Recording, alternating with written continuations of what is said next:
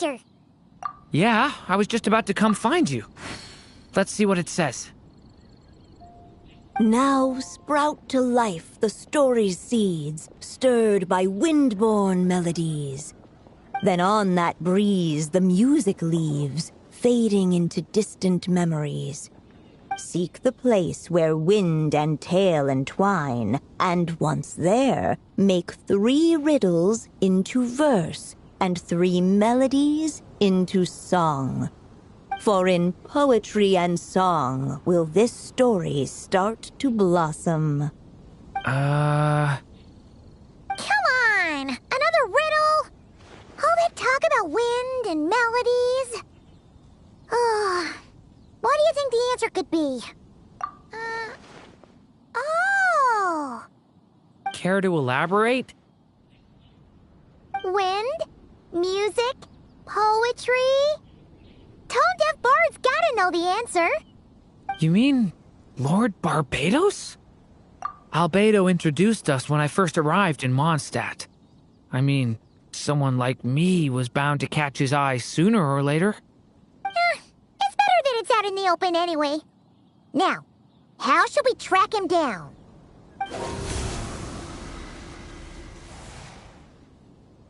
I'm pretty sure he's already caught wind of what's going on here.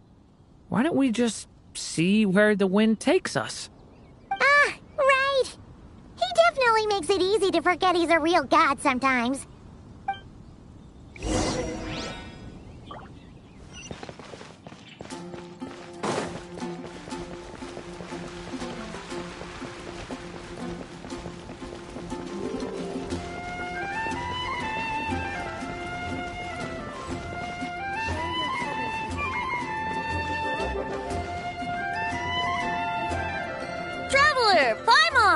What a sight for sore eyes! And the little dragon from the fairy tale world. I heard your voices calling out to me on the wind. Something about needing help with a riddle? Sorry to disturb you, Lord Barbados. Disturb me? Not at all! To tell you the truth, I'm just as curious about this riddle as you are. Let me take a look.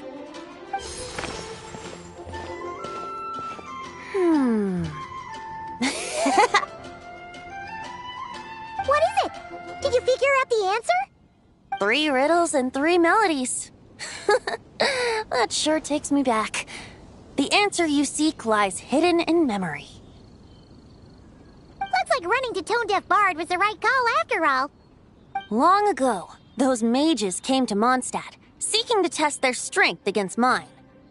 But I replied, let us make music, not war, and resolve our conflicts through song.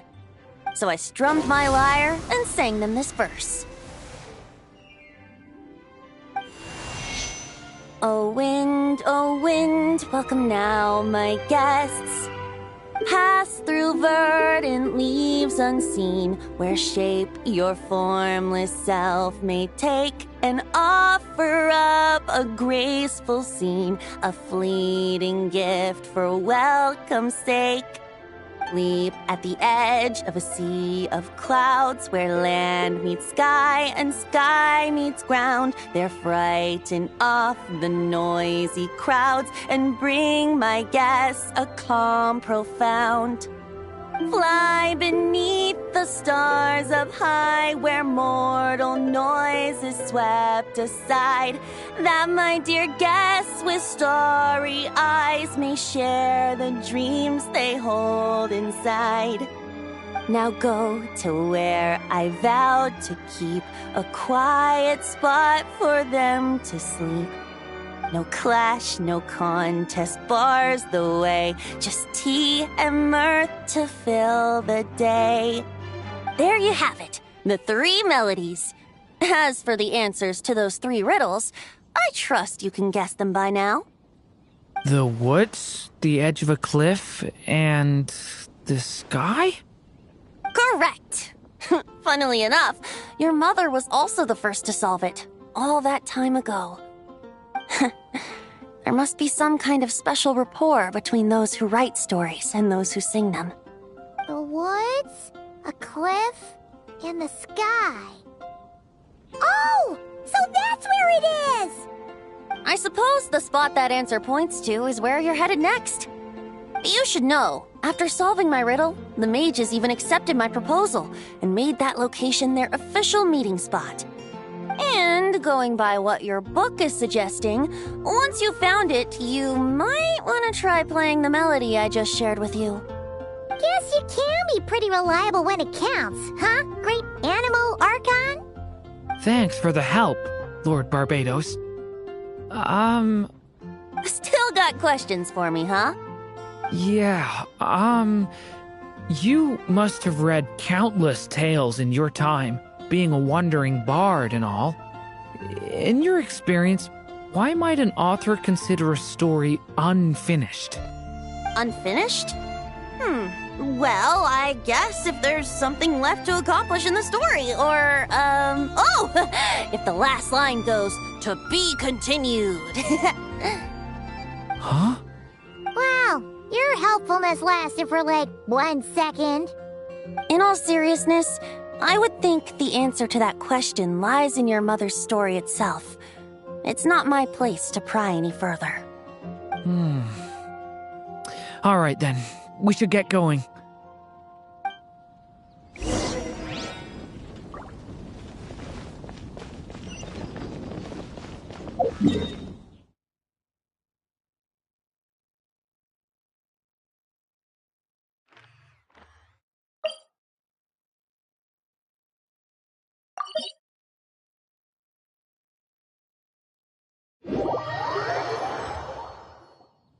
Okay, we're here! Now, we just need to play the 3 melodies, and we should be able to gather the memories for the next chapter, right? A musical performance? Huh. Out of all the things Miss Lisa has taught me, that's the one I'm worst at.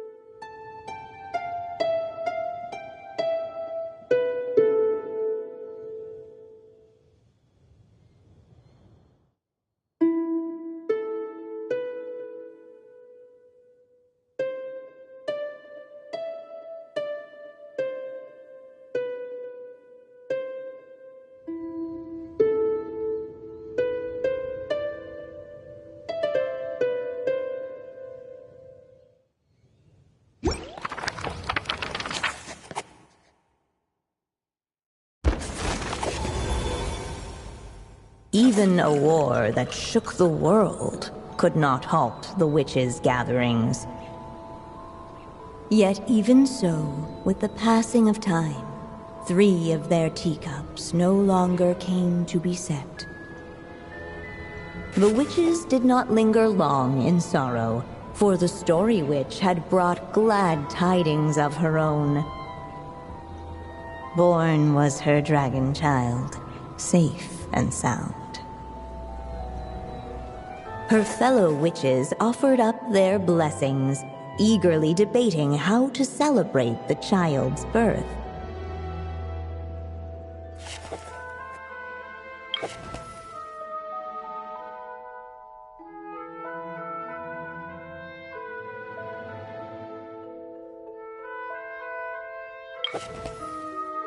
In the end, they settled on the most vibrant balloons they could find.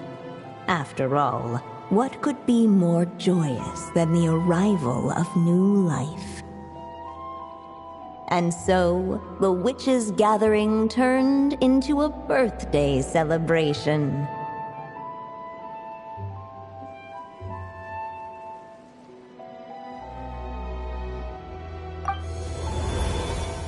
So, we're back in the story world, huh? As if from nowhere, new guests appeared at the witches' table. Perhaps they too had come to celebrate the dragon child's birthday. Yet while everyone else was busy thinking about what kind of gift to offer, these three seemed to have come empty-handed. Hardly the recipe for a warm welcome to a birthday party, now is it? A gift? Hey, what's this all about? We only just found out this was a party. While the guests voiced their complaints and grievances, perhaps they should have been wondering what kind of gift to give instead. So, we need to bring a gift to advance the story? Ugh, but where are we supposed to get something like that? Perhaps it would be a good idea to have a look around. Why didn't you just say so?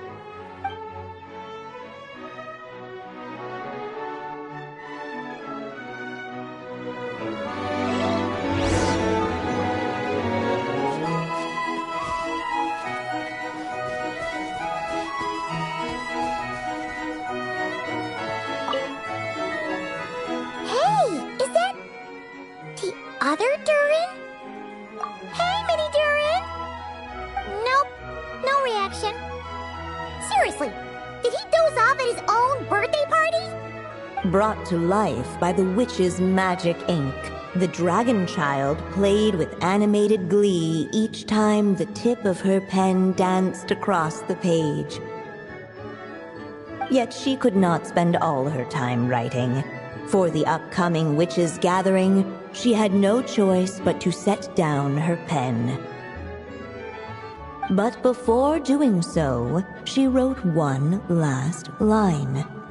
So did the child drift off into blissful slumber. Well, that's a bit convenient. Strange. I don't remember ever being at any of the mages' gatherings. When exactly was this birthday party supposed to have happened? No wonder you don't remember. From the looks of it, you were probably fast asleep at the time. The witches went on chatting away, ignoring the empty-handed guests. Hey, could we use these as gifts, maybe? At last, the guests found something to give the dragon child. Guess that's a yes, then. Which one should we go for? Still, the guests wondered, what kind of gift might the little dragon really want? Should they put a warrior's sword in his hand and send him out on an unstoppable quest to save the world? Or perhaps a wandering hero's slingshot and the promise of a life of endless, uncharted adventure? Or maybe even a scholar's tome and the chance to take on all the world's unsolved mysteries. Okay. Wow. That's a lot of pressure all of a sudden. Oh yeah. Technically, we're actually picking a gift for you. So, which one would you prefer? You want me to choose? Wow, this feels kinda special. How come? For as long as I can remember, I've spent most of my time living in the stories my mother created. I always thought my mother had everything written out for me already, just like the toy figures in Constellation Metropole. What I wanted to do with my own future. That's something I've never really thought about. What did I want back then? This is the first time I've ever asked myself that question. Sounds like this is the perfect opportunity to answer it then. It's been a while since you left Simulanka, and after everything that's happened, it might be about time to start thinking about your future. Then let me give it some thought.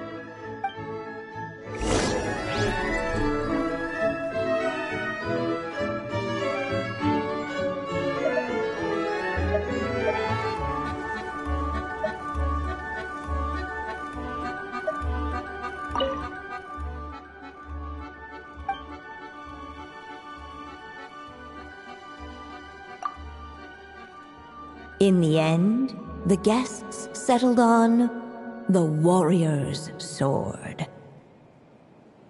So, your dream is to become a warrior?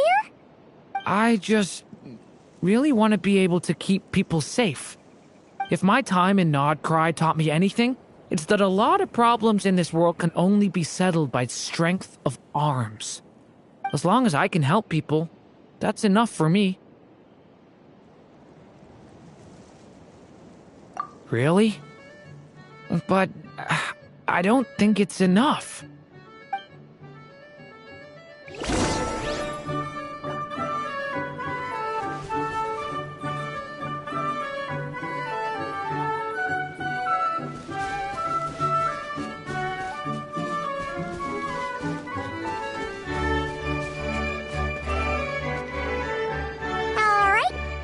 Let us in now that we've got a gift, right? Hello there. Brought a gift this time? The newly arrived guest presented his gift, wishing the little dragon a future as an indomitable warrior. Accepting the guest's blessing, the Story Witch invited him and his friends to take their place around the table. Finally, she could introduce them all to her dragon child, telling all in attendance about the moment of his hatching, and of course, the name he'd been given. It was then that the Seer Witch, diviner of the stars, withdrew her gaze from the heavens and turned a sorrowful glance upon the little dragon. You gave him the same name as that evil dragon? That's right. But the life I intend for him shall be very different. What folly, to love so blindly. For as you must know, a name is the mirror of destiny itself. He who bears an evil dragon's name must also inherit the fate of its previous owner. His fate has been foretold. Then I'll rewrite it. The witches at the table fell silent, for they knew the Seer Witch's words had never once proven wrong. Yet, just as clearly, they recognized the Story Witch's resolve, for there is scarce a force in this world more fearsome than a mother's love.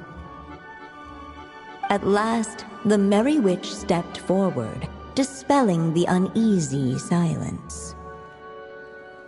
So be it. Then we'll all lend a hand. Together, we shall rewrite this child's fate. You mean to defy one of the fundamental rules of this world? I refuse to be shackled by such rules. Besides, this is a witches' gathering, is it not? What could be more fitting a subject for this occasion than to defy them? Oh? Sounds like an interesting experiment. I suppose, were we to succeed in this endeavor, we might bring a touch of wonder to this otherwise dreary sky of stars. The Merry Witch finally talked them all round, just like she had done many times before. Warm and strong as the sun she was, so much so, in fact, that those who her light shined down upon had no choice but to bask in it. And so the witches readied their gifts, 3 marvels of the cosmos. For this child, I shall decipher the ravings of the heavens and lay bare before him the trickery of fate.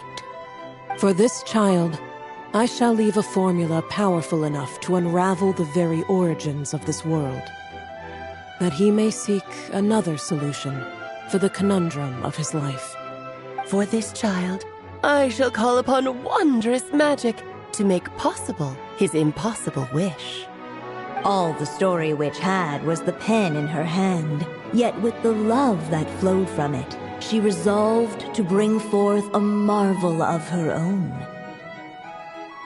For this child, I shall leave behind the last story I will ever write, and with it, a path to an ending yet untold.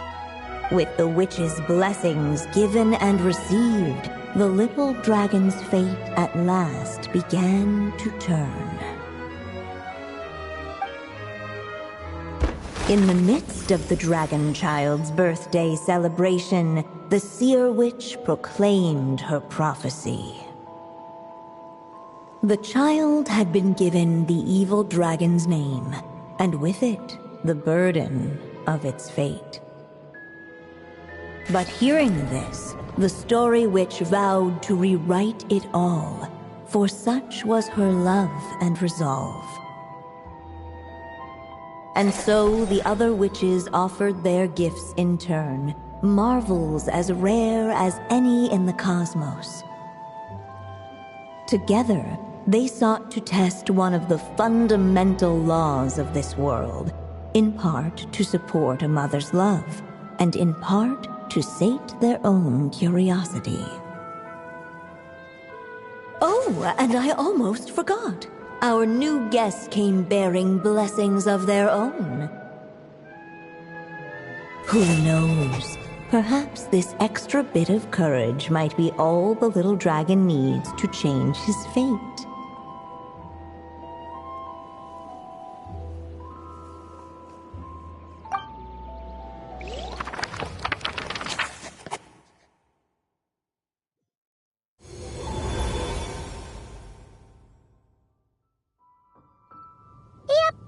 Looks like we've completed this chapter, too. Those witches in the story were the mages at the Hexen Circle, right? They sure seem to care a lot about you, Durin. But, Paimon kinda had trouble following their conversation. Just a bunch of mystery, as usual. The evil dragon's fate. Oh, is that what you're worried about? But didn't we already take care of that? Ah, the mages must have had a hand in that, too. Also, I was just thinking, which part of the story are we even meant to be completing? Oh,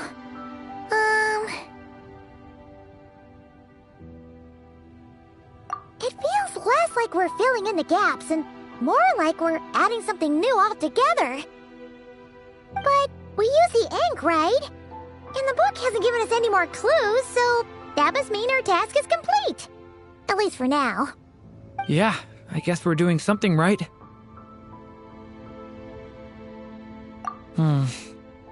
Maybe I'm overthinking things. It's just, this is my mother's final wish, so I don't want to mess it up. Anyway, thanks for all your help. I'll let you know as soon as the book reveals a hint about the next chapter. Okay then. See you in the next chapter.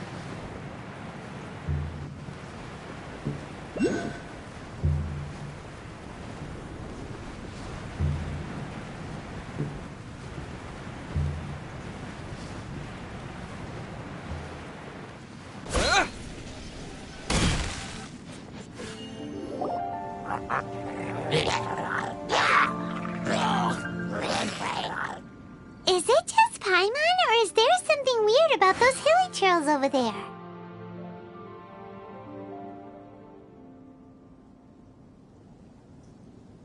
Paimon thinks so too. We've seen plenty of hilly trails before, and they're always the bad guys. But this is different. Uh-oh. This is right by the Wangshu Inn too. Oh, the guests are in great danger. Now that we've seen it, if we don't do anything about it, Paimon will feel really guilty. Let's go take care of them.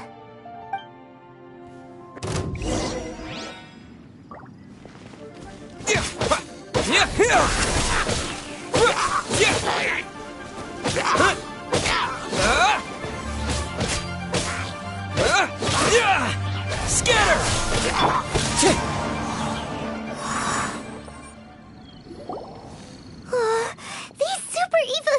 rituals are more difficult to defeat than the usual kind, too. Hey! Seems like people are gathering over there. Wonder what they're doing. Whoa! See that guy in the mask? He scared off all the hilly trolls. Oh, you mean like Xiao? Now that you mention it, this guy's mask is kind of similar to the one that he wears. But the magic he was using seemed even more adeptus-y than Xiao's. Shall we go say hi?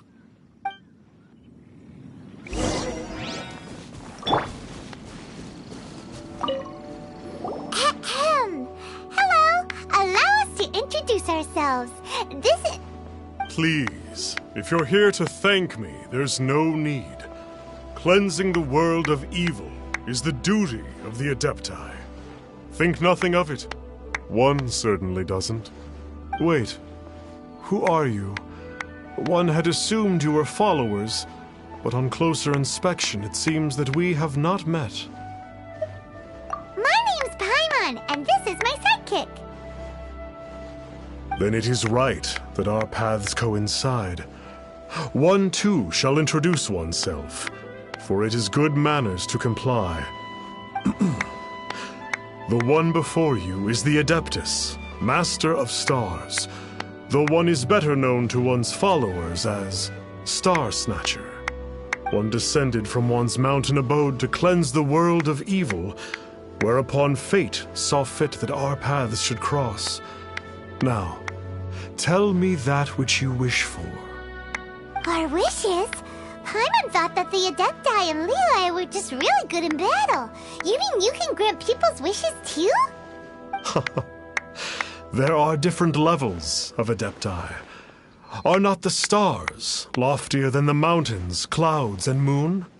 Yet, it is unbecoming of an Adepti to boast of one's powers.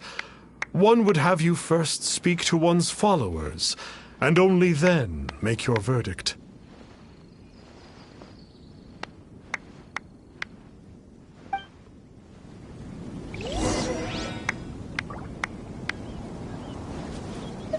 Have you seen the Master of Stars in action?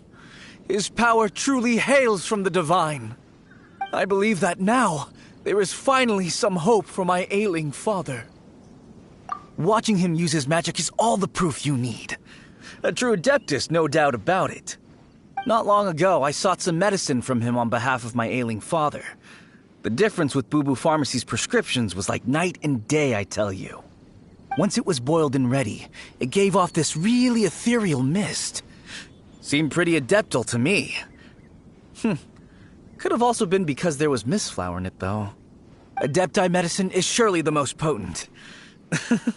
My father will recover soon, I just know it. Sure, you have to make some sacrifices if you seek help from an Adeptus like the Master of Stars. I had to give a few antiques as offerings. But my father's life is worth much more than a few old relics, right? The Millilith don't really need to do shifts when the Master of Stars is around, do they? I'm a merchant, and I had an especially valuable batch of goods that needed transporting recently. So I asked the Master of Stars if he would make the journey with me, as presumptuous as that was. Reason being, monsters run a mile as soon as he so much as holds up his talisman. We didn't have the slightest bit of trouble the whole journey. It didn't come cheap, of course, but then soliciting the services of an Adeptus is a monumental affair. Just look at the Rite of Dissension. So I can accept it, but I doubt that most from outside of Liyue would be willing to. Finally, a life full of hope and purpose. Oh, are you believers too? After my fiancé had been left, I cried every day. But then I turned to the Master of Stars for help. At his suggestion, I started burning paintings of my fiancé and casting the ashes into the ocean at sunrise. I can't explain it, but it really worked. I know in my heart that he'll return. This is not some sort of positive thinking trick. I'm certain of it. I'm so overjoyed that I gave a portion of my wedding budget to the Master of Stars as an offering. After all, if not for him, I wouldn't be getting my fiancé back, in which case I wouldn't need it anyway.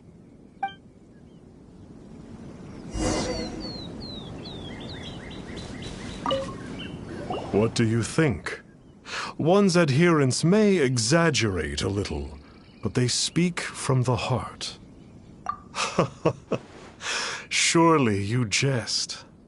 There was once a senior adeptus, Xie Wuliang, known to the people as Liangzi. He said this: all things are connected. That which mortals call imagination is merely the bridge betwixt the spiritual and the material. In other words, their wishes are already on the path of transitioning into reality. Does this make things clearer? Nope.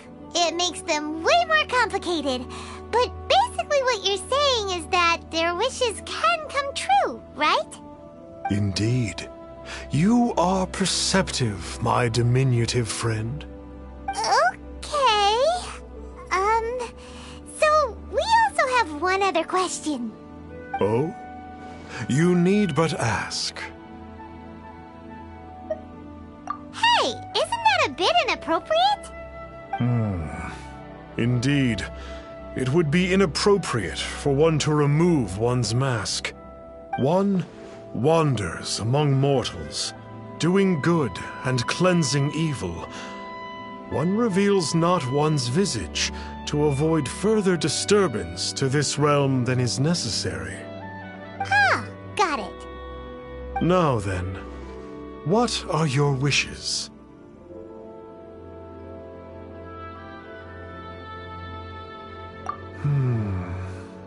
One senses that a tragic tale lies behind this wish.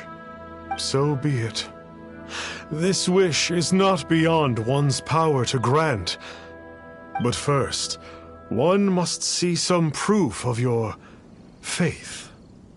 What's that supposed to mean? The way of the Adepti cannot be grasped from words alone. One must seek the profound truths that lie beyond them. Should you fail to perceive one's hidden meaning, then regrettably, one may lend you no aid. What do we do? Paimon doesn't understand him at all. Oh, that's right!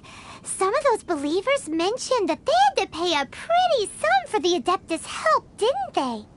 Well, Paimon's not forking over anymore, and we don't have anything valuable enough on us. You don't even have a vision. Hey, why don't we make him a tasty snack? No one can resist the temptation of good food, can they? Yep, a tasty snack is sure to work. Why don't we head over to Wanwen Bookhouse and see if they got any new recipes in?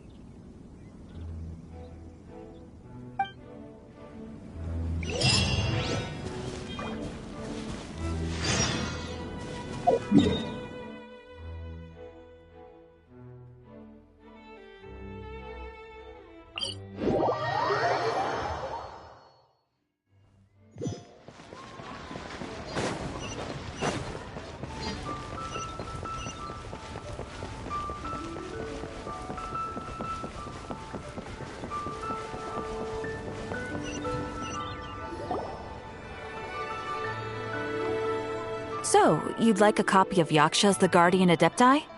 Yes. Here, and keep the change. Oh, aren't you generous? Thank you for your patronage.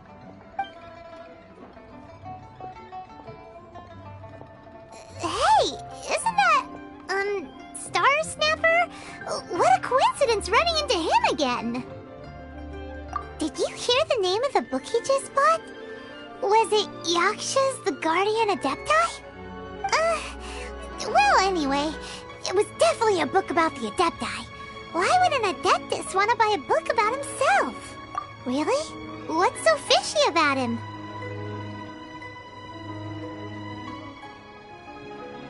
Huh.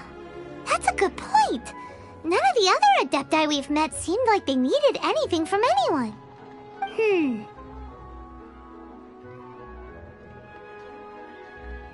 Paimon thinks we should check out that book. Maybe we'll find out something about this guy that we can use.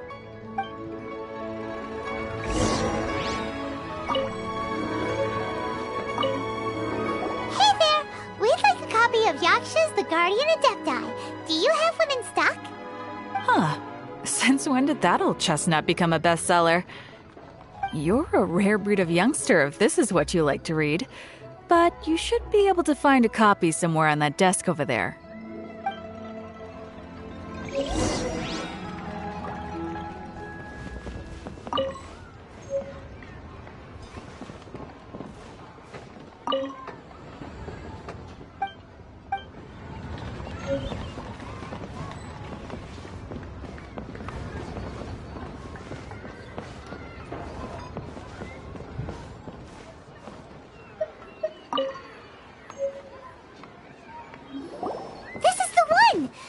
What it's all about, shall we? In ancient times, Liyue was a land of misery, where the shadow of evil loomed large. As slain gods festered, their vengeful wrath cursed the world, manifesting in infernal forms. When demons stirred, miasmas, monsters, and mutations infested the land. Then Rex Lapis summoned the Yakshas to vanquish the demons. They swore an oath: restore order through slaughter, purge evil through battle. To this we dedicate our lives.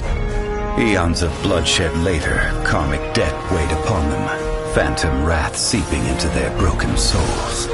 They went mad with fear, turned on each other, or succumbed to the darkness. Of the 5 foremost Yakshas, death came to 3, while the 4th vanished without a trace. In the millennia since, one conqueror of demons remains the sole surviving Yaksha in the mortal realm. And only on moonlit nights, in the glow from Guyon, and in the sound of the Dihua flute, is his memory preserved.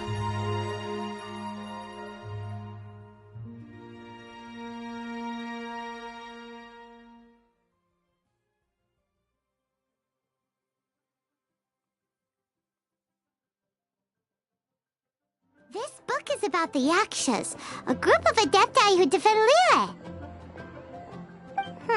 Seems like a pretty niche topic. Was there anything that stood out to you?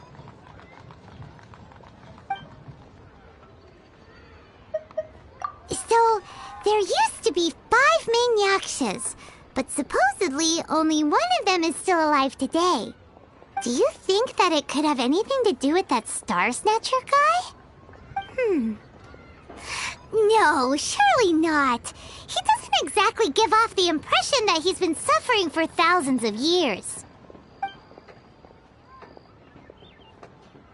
The book says that the wrathful spirits of the gods defeated during the Archon War can sometimes cause plagues, monsters, or mutations.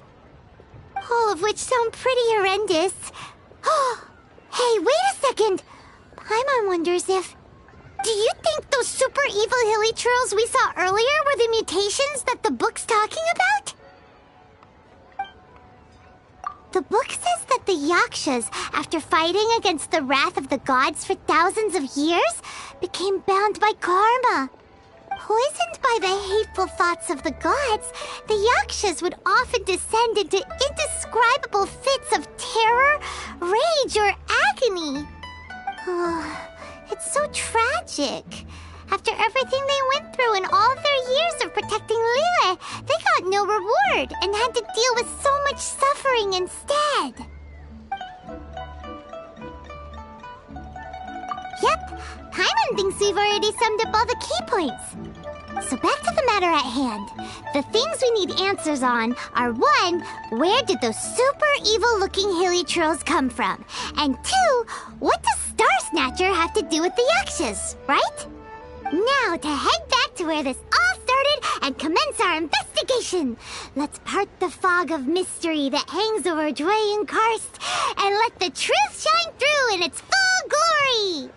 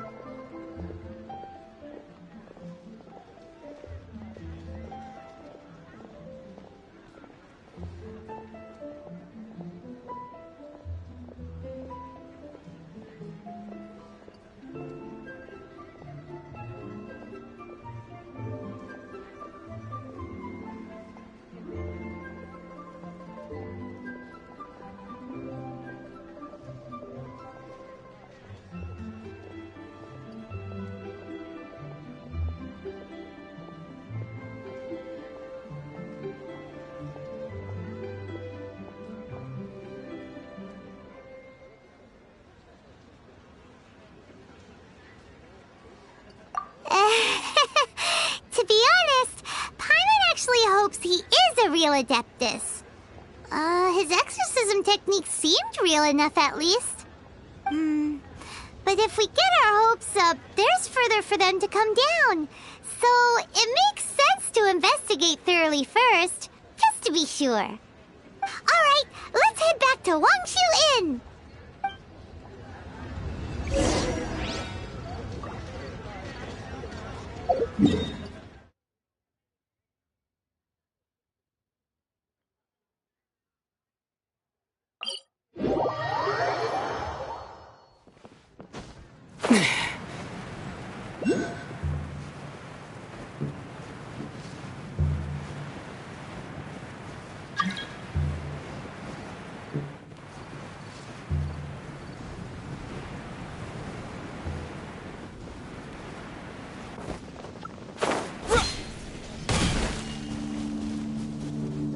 Flee at my command, foul demons!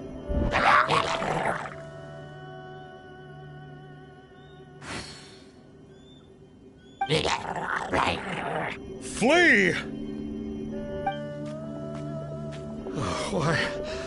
Why won't you flee?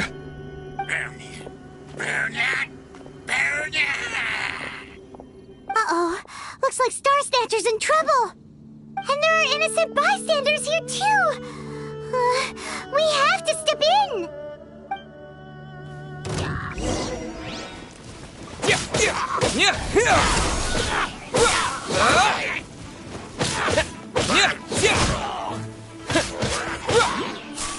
Scatter!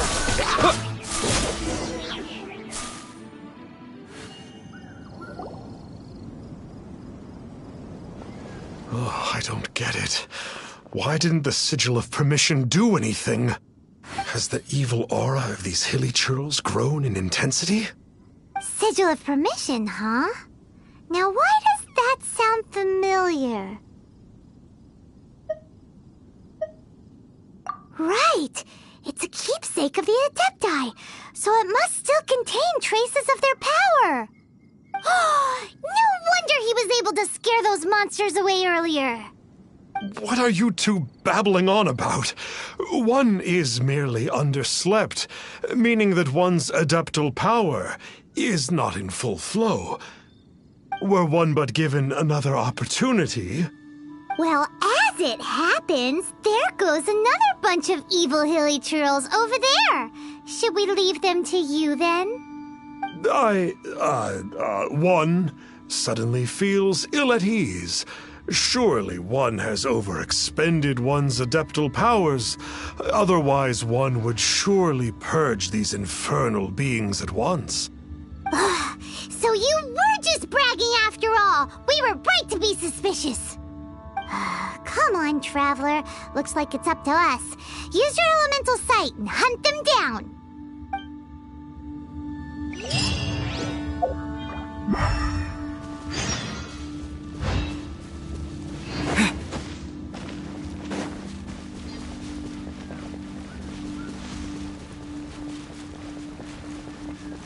Oh, it's that Conqueror of Demons again! No wonder. Paimon was... It's you. I remember you. I was purging some living beings that had been tainted by the demonic. It would appear that I have caused you some trouble. Huh?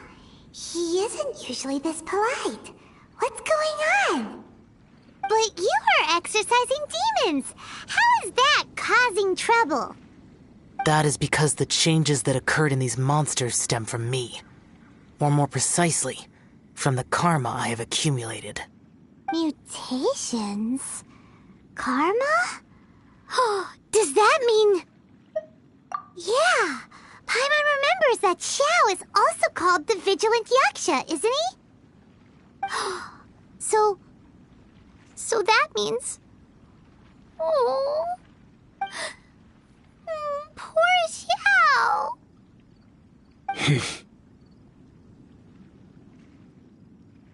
I see. You must mean that piece of literati fan fiction from a few hundred years ago. All things are impermanent, and to exist is to suffer. We Yakshas have no need of sympathy or tears. My comrades who have passed on would see your tears as a stain upon their legacy. Oh, I'm sorry. It matters not. In any case, I am on my way to purge a cavern of demonic influence, so we shall part ways here. Wait! Take us with you! We'll be a big help! Paimon promises! No need. I am used to fighting alone. And in any case, these mutations originated from me to begin with. Well then... Oh! Consider it Paimon's penance for being accidentally rude just now! Please? Well, come on then. So, Xiao, you've been suffering from the bad karma all this time? Suffering is my price to pay for eons of endless slaughter. I have come to accept this.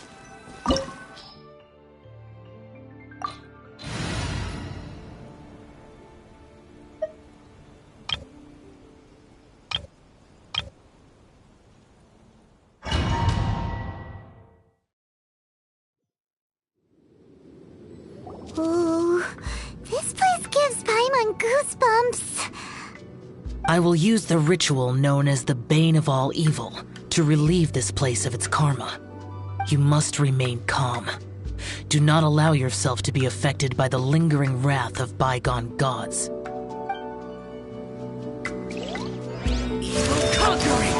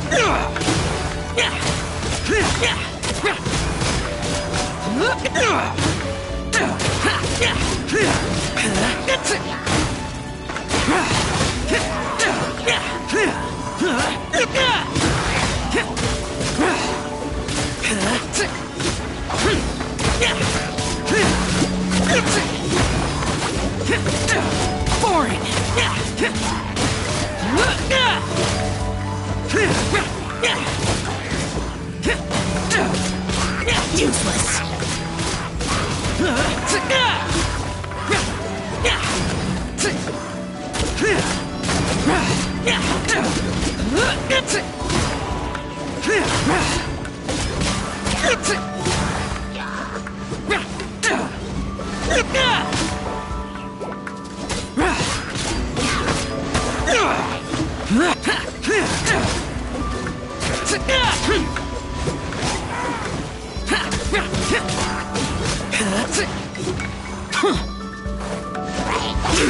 Queen of all evil. That must be the power you got for being a vigilant Yaksha, right? Paimons just realized that you only wear your mask when you're fighting the bad guys. But that Star Snatcher guy wears his mask the rest of the time, too. Star Snatcher? I am aware of no Adeptus by such a name. So he is a fraud! Well, we'll continue this discussion later. You should focus on your battle for now.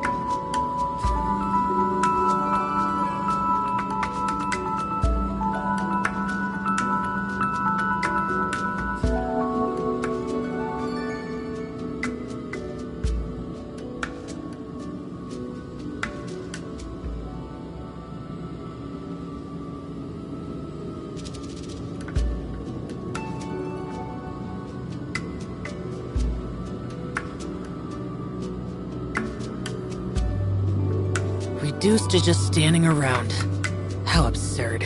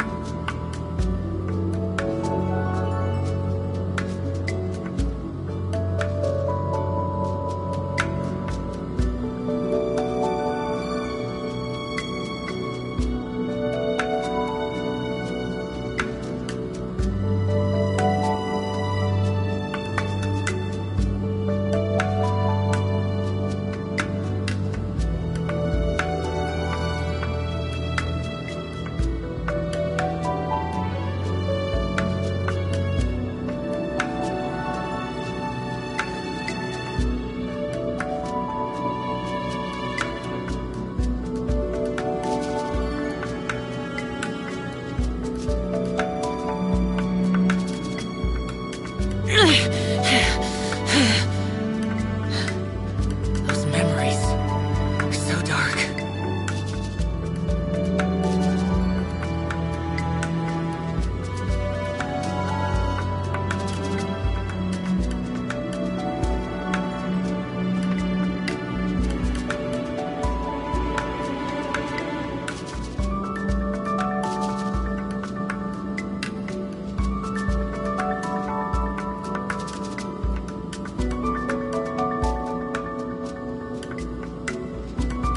The damned will sooner die again than lay a hand on me.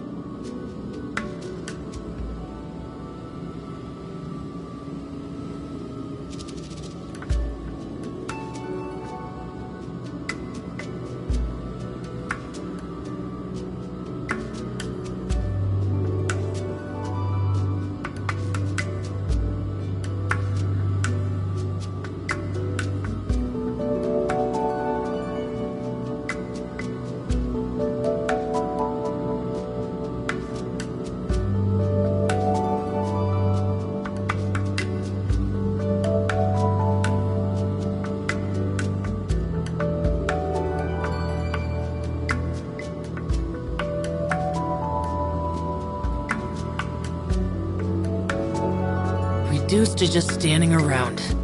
How absurd.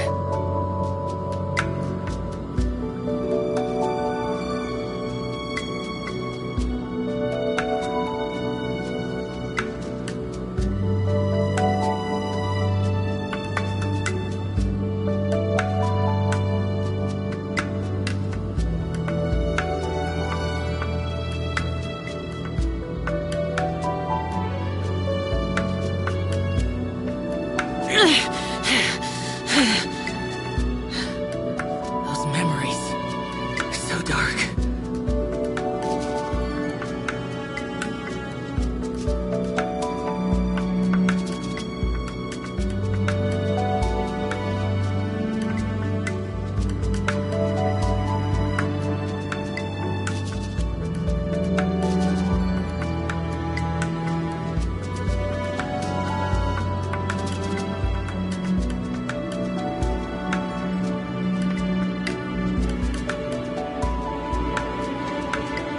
The damned will sooner die again than lay a hand on me.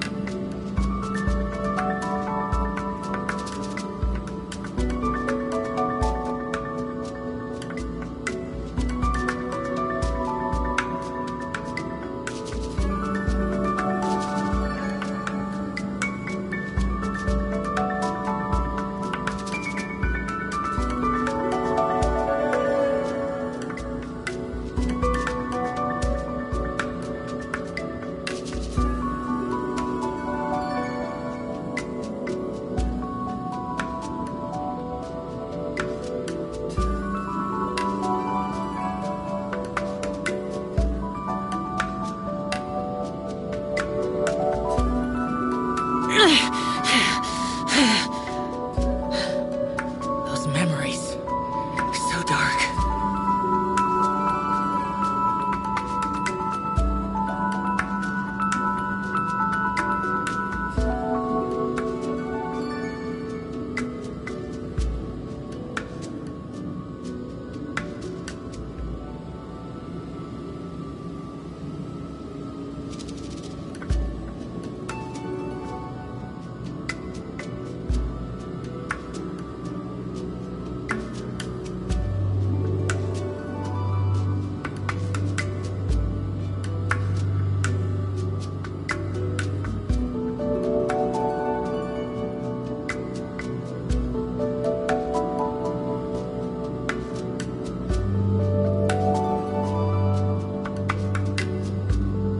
Reduced to just standing around.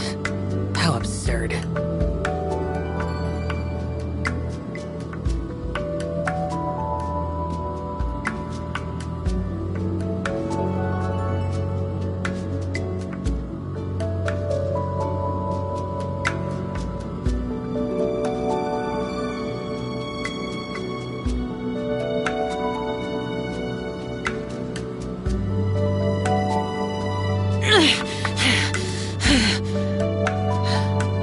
Those memories, so dark.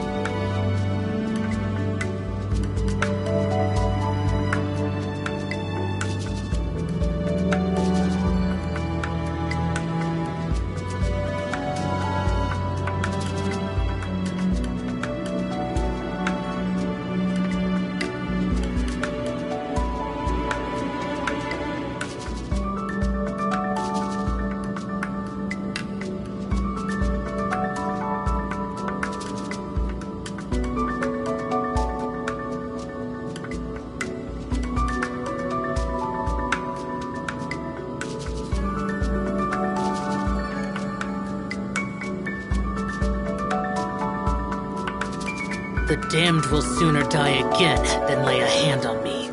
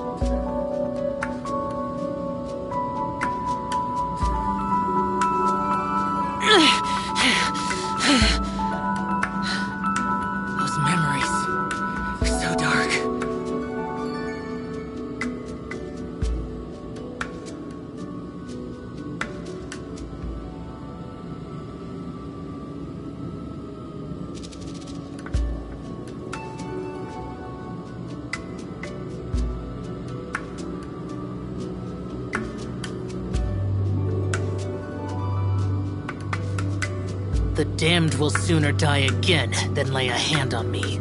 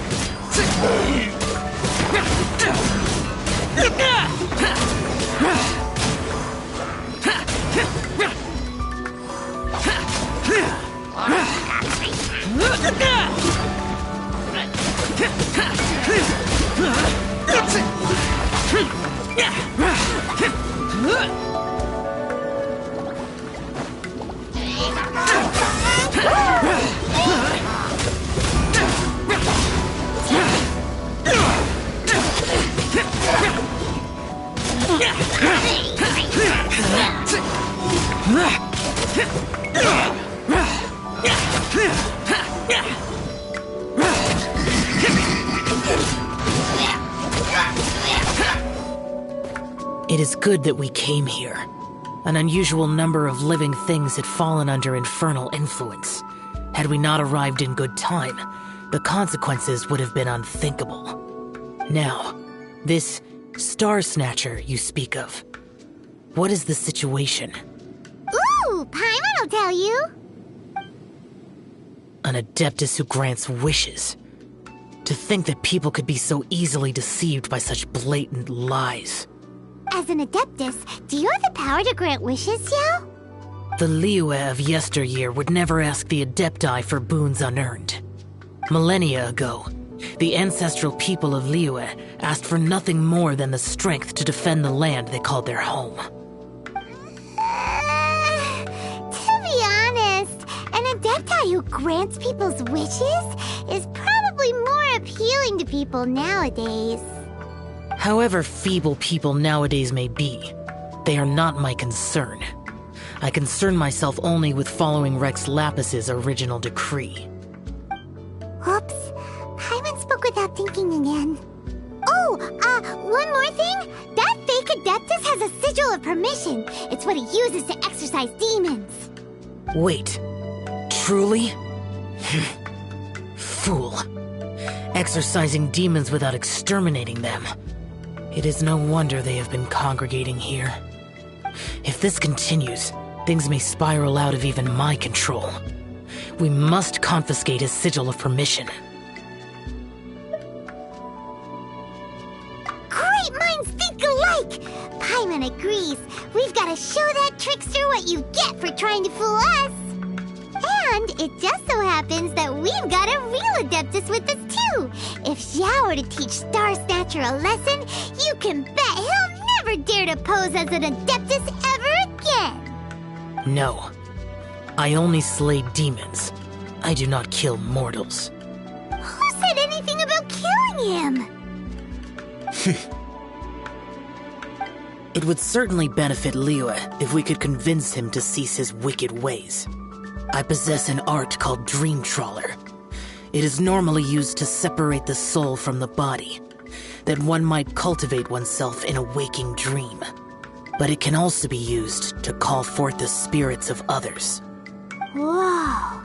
Now that's a real Adepti art for ya!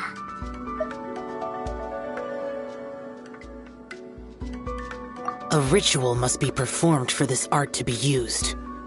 Assist me in gathering a few items. A censer, 7 lamps, and something to reduce the temperature.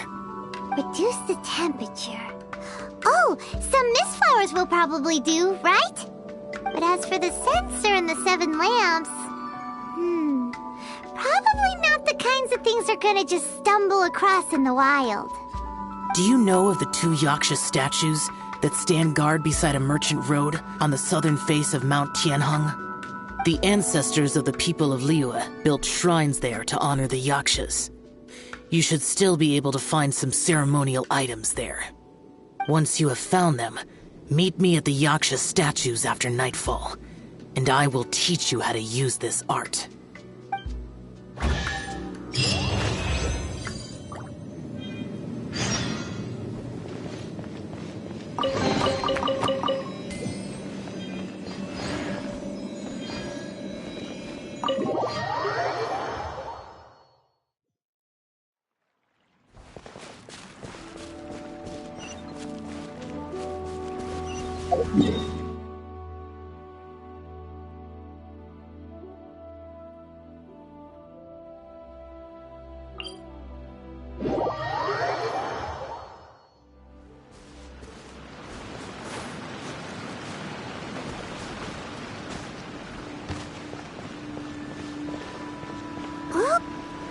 The spirit soars the mountains high, while the body rests as the world goes by. Sorry to interrupt you, but... Well, I'll be. Isn't that something? A pair walk into a shrine, neither to seek nor worship gods or adepti, but to pilfer the tools of worship for their own ends. We know it's rude to ask, but we just need them for a short while. Honest. For the dream trawler ritual, I trust. How'd you know that? I have been in the shrine for far longer than you would expect. Perhaps as a reward for my faithfulness, I have been endowed with some understanding of the adepti arts. Wow. Paimon's never heard of that happening before. It matters not. Take what you need. It is a fortuitous thing that these items may be of service to you. They serve little purpose here, in any case.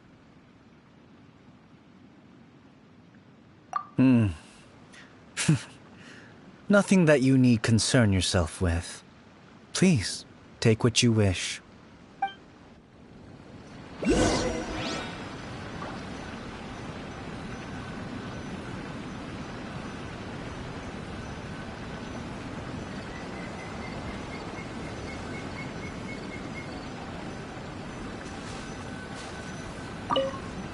This sensor should be fine, right? At least it isn't as run down as the shrine. So next, we just need to grab the 7 star lamps, right? The sooner we start, the sooner we'll be done.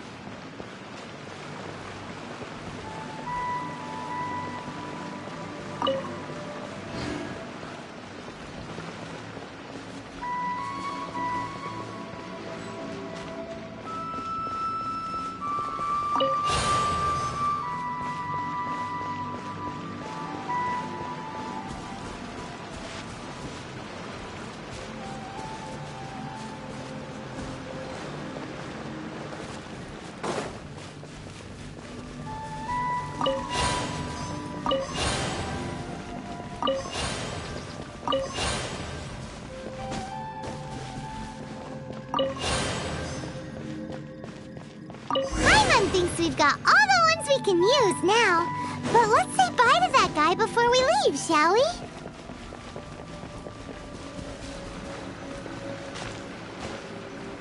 Huh? Where'd he go? He was right here! I had presumed that once you had acquired what you came for, you would forget about me and simply be on your way. Ah! It's that guy's voice! Hello? Where are you?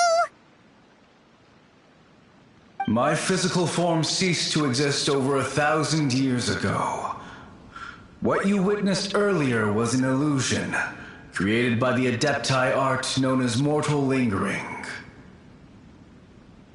Now that you have taken the 7-star lamps and censer used in the mortal lingering ritual, my form is no longer visible to you. I was once a junior in the Order of the Yakshas, bestowed with the name Pervases by Rex Lapis himself.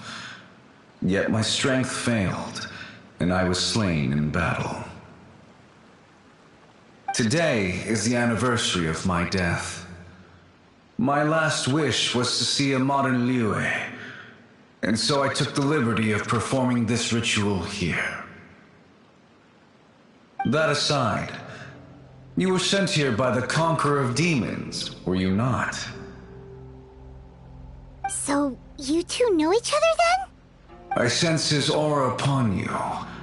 That and the heavy burden of his karma. Even after all these millennia, he still must endure such tremendous suffering. I am truly ashamed. Don't say that, Pervases. You sacrificed your life for Liyue, didn't you? Life is a precious thing, yes. But when I think of the burden that the Conqueror of Demons must bear, death seems to me to have been the easy way out. A selfish indulgence, even. Pervases. I apologize. Birthdays are joyful occasions, but by the same token, it is hard not to be melancholy on the anniversary of one's death. The mortal lingering will not last much longer. Take care, you two, and please pass on my regards to the Conqueror of Demons. If only I could taste some authentic grilled tickerfish once more. By wave and storm I hunt for fish. By wind and snow I slay evil.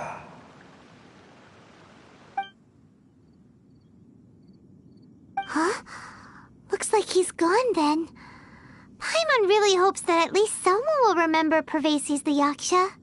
We should get going. But let's come back here and make an offering sometime.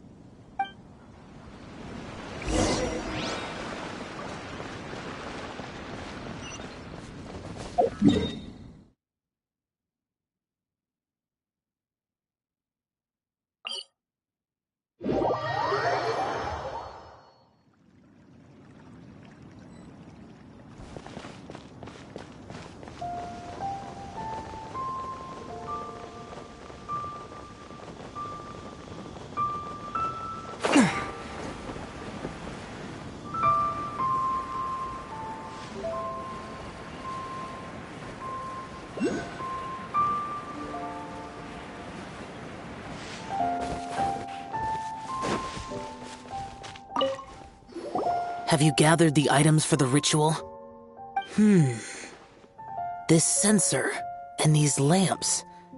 Their designs are flawless, almost as if they were made specifically for use in the Adepti arts. Where did you come by them? Oh, and, he says hi! Pervases. Yes. This does have the hallmarks of something Pervases might do. As I thought, it seems that he could not leave Liyue behind, either. I hope that its present state will allow him to rest in peace.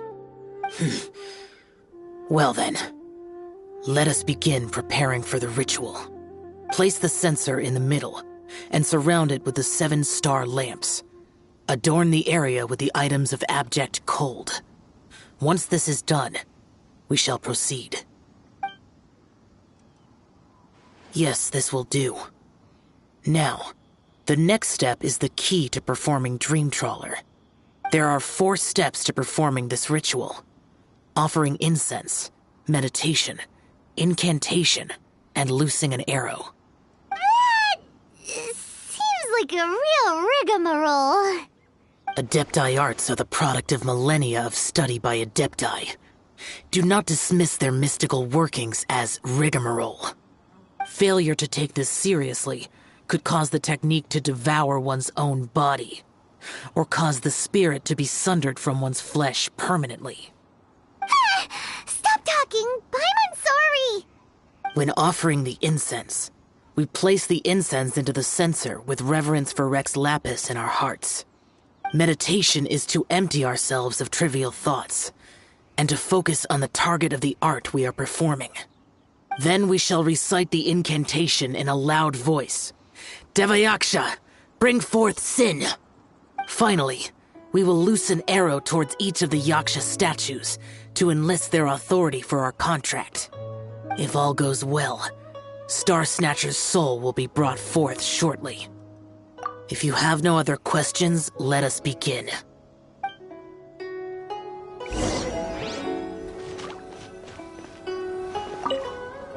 Then we meditate. Ugh. Paimon really doesn't want to think about that fraud.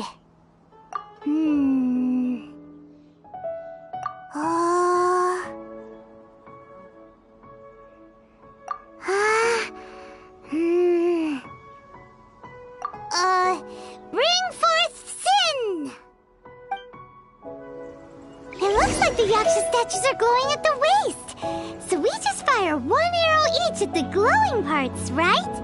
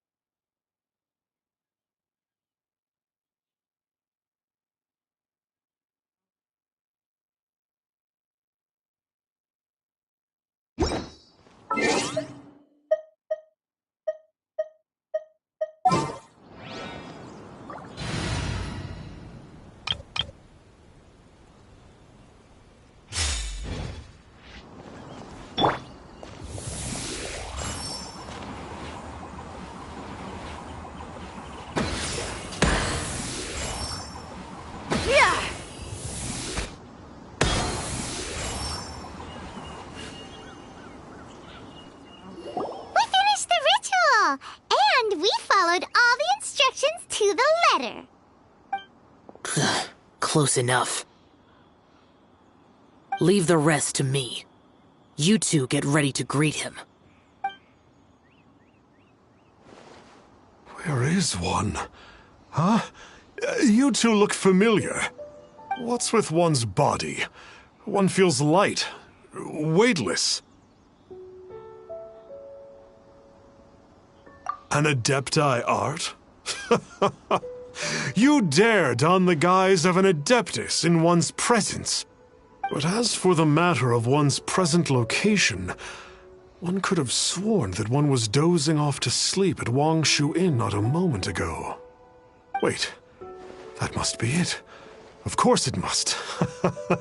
As expected of an Adeptus such as oneself. One must indeed be in a dream. There's no helping this guy, is there? Huh? What is the meaning of this? Do you truly think that one will permit such insolence in one's own dreams? All right, time to take him down a peg.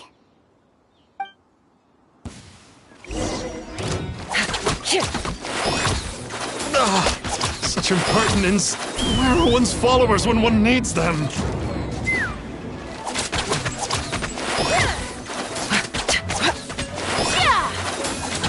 Hey, stop it! Stop it! Ow! What's happening? Is this really not a dream? Please stop! I surrender! I surrender! Yes, I do. Oh, I thought I was gonna die. Oh, how did I ever have the misfortune to meet you two? Please, Great Adepti, spare my life. I won't do this ever again, I swear it. We did call your spirit here, but we're not Adepti. He, however, is. You deceive the masses with quackery. Masquerade as an Adeptus. Exorcise demons without exterminating them. And display a callous lack of regard for life. One day, you will reap that which you have sown. For those who invite the infernal into their lives, there is no redemption. You're...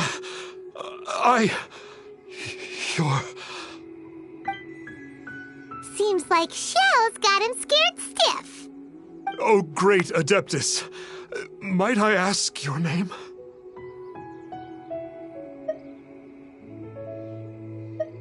It really is you. It's truly you. Never in my life did I imagine that I might meet the conqueror of demons, the vigilant Yaksha himself. You know about Xiao? Of course. My grandfather was a folklorist. I learned the tales of the conqueror of demons at his knee. To this day, I am an avid collector of books concerning the Yakshas. But ever since I discovered a sigil of permission while rummaging through my grandfather's personal effects, at first, I was just imitating the Adepti for fun. But slowly, I began to stray further and further from the righteous path. Huh. So to sum you up, you're Xiao's biggest fan? Yes. Thank you both for allowing me to witness the conqueror of demons in the flesh. It's like a dream come true. That wasn't quite our intention. Please allow me to swear this oath before the great conqueror of demons. I swear to turn away from evil, to live an honest life, and to never again stain the name of the Adepti. I will remember your oath. Now go. Thank you. 1,000 thanks for your forgiveness, and for all that you have done for Leah. He seemed very earnest when he was making that oath there. Guess he won't be tricking anyone anymore. Oh, wait. We haven't gotten the sigil of permission back yet. Let's head over to Wang Shuin first thing tomorrow and look for him.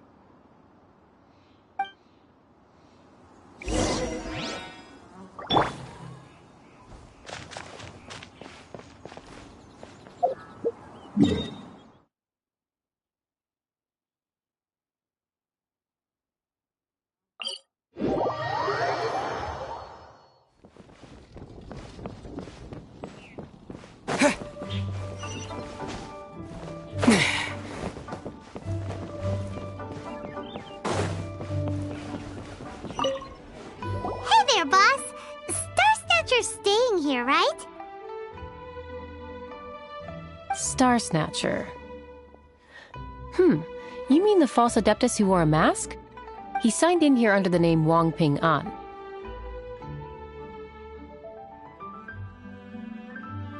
He's already checked out.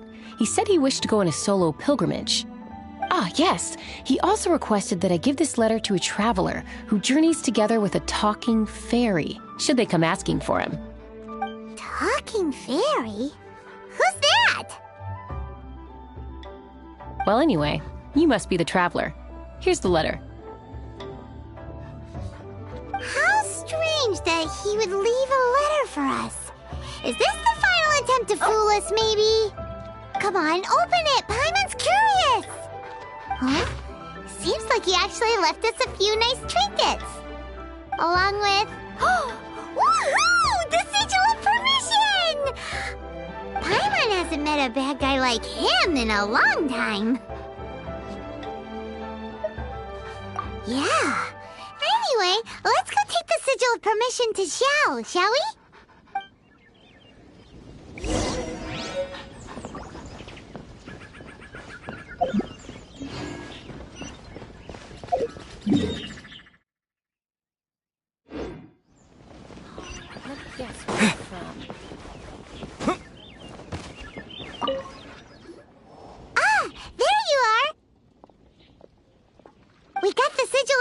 I'm back. Do you want to take it? You have my thanks. May I take your order, sir? 1 grilled ticker fish. Certainly. We'll prepare it for you immediately. Huh. No almond tofu this time? Well, that's not like Xiao. Ticker fish was Pervasi's favorite dish. I just wanted to see how it tastes. Huh. By wave and storm I hunt for fish. By wind and snow I slay evil. Was there anything else? I am accustomed to eating alone. Uh-huh. And so, Detective Paimon and the trusty traveler solved the case and quietly slipped away.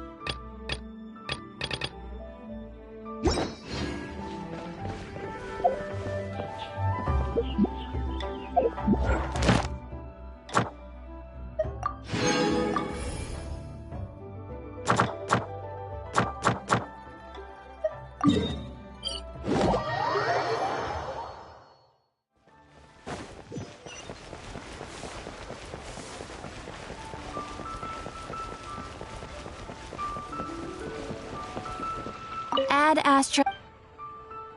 Thank you for completing. Ad Astra Abyssal.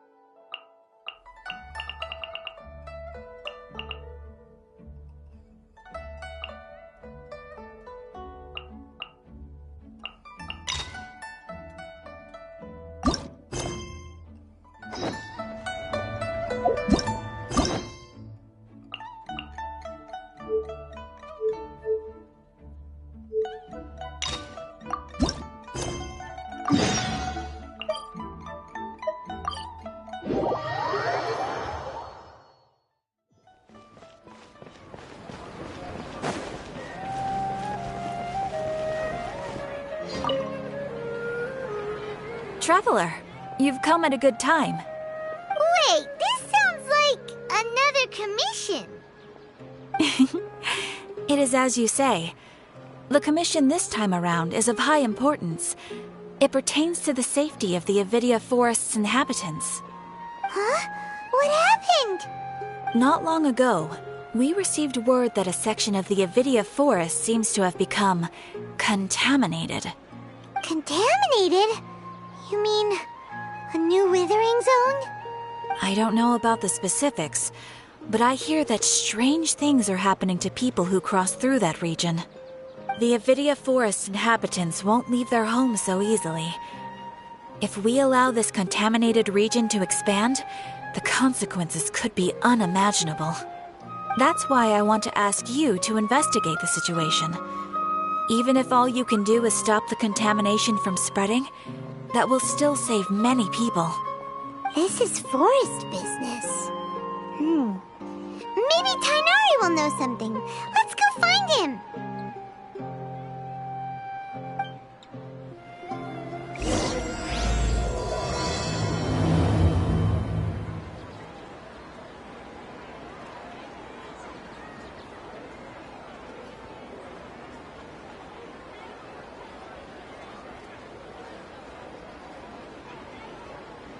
think my craftsmanship deserves a higher price? It's an easy job, isn't it?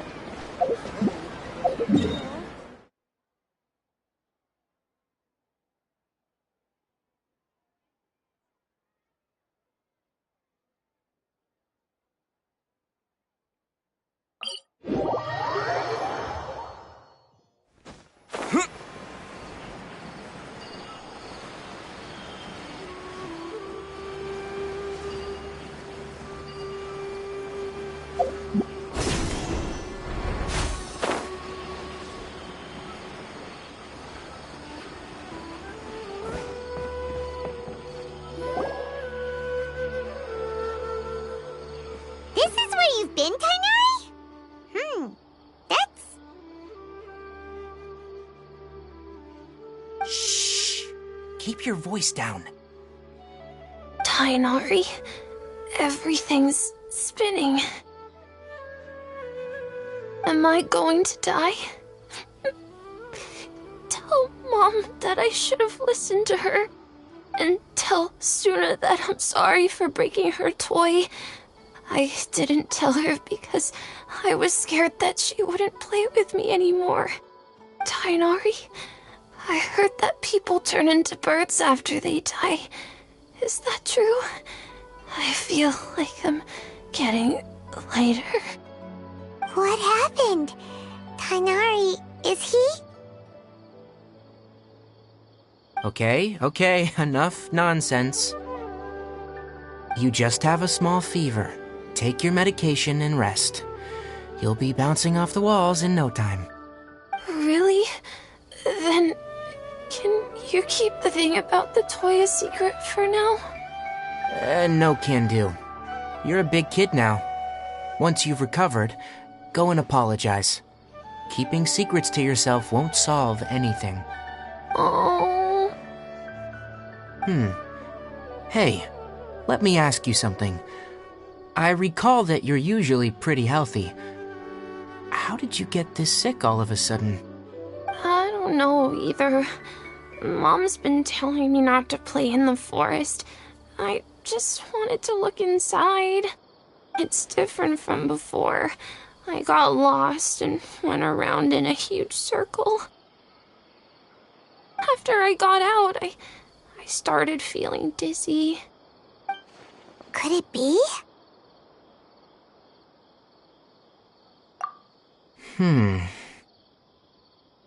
So that's how this whole mess happened. Anyway, go rest. No running around until I say so.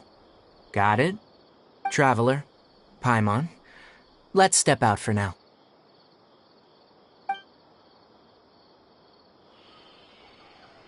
Mr. Forest Watcher, how is my son?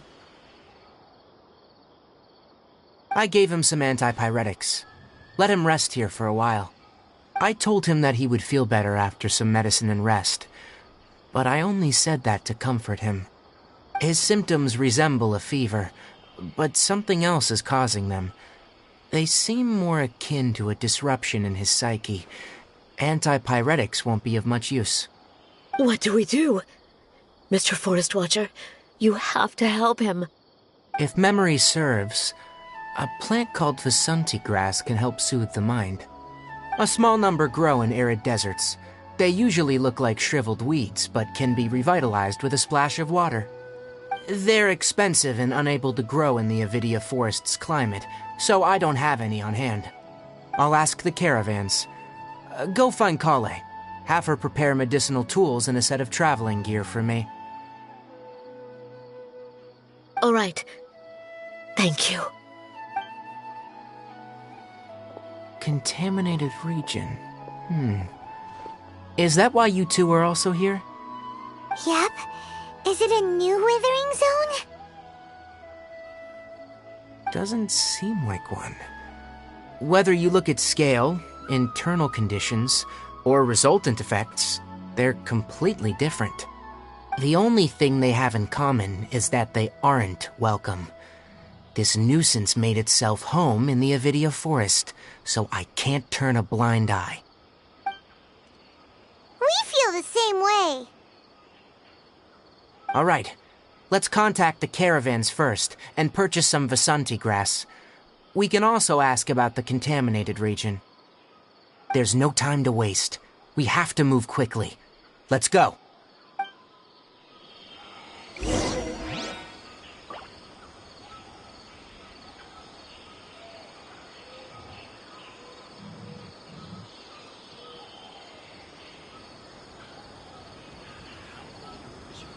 Surely that little girl must be leaving soon.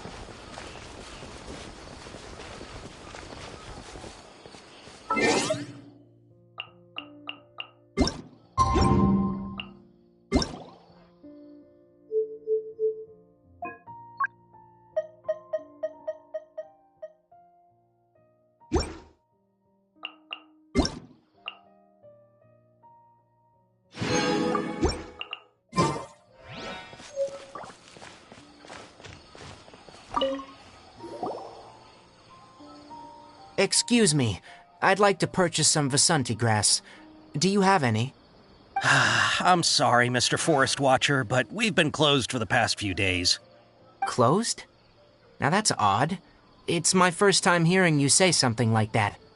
It's a long story. Some of our goods were stolen recently. They were mechanical parts that we got from the academia. Although they're old models, they still fetch a good price on the market. Our caravans had to pool together more to afford those parts. Now that they've been lost, we'll likely come up short this trip. All the merchants talked it over, and we decided to raise the prices of our remaining inventory. Until this plan takes effect, none of us can privately sell anything. I don't get it. If these goods are so important, then why not think of a way to get them back? Raising prices won't solve anything. At best, you're shoving the consequences of the robbery onto your customers. Mr. Forest Watcher, it's not that we don't want to. It's just the thief disappeared into the deepest parts of the forest. We asked around, and apparently the forest has been very unusual as of late. Anyone who goes in experiences mental anomalies. We can't keep waiting out here for the thief to come out. All we could do is come up with another solution. So the bandit hid in the contaminated region after stealing those mechanical parts? How many people were there in total? Were they not affected by the contaminated region? That crook came from the contaminated region. As for how many, there weren't any people. No people? Even if I tell you, you might not believe me. Fine. The thief that stole our parts was a huge mechanical crab! What the heck? The Avidia Forest has creatures like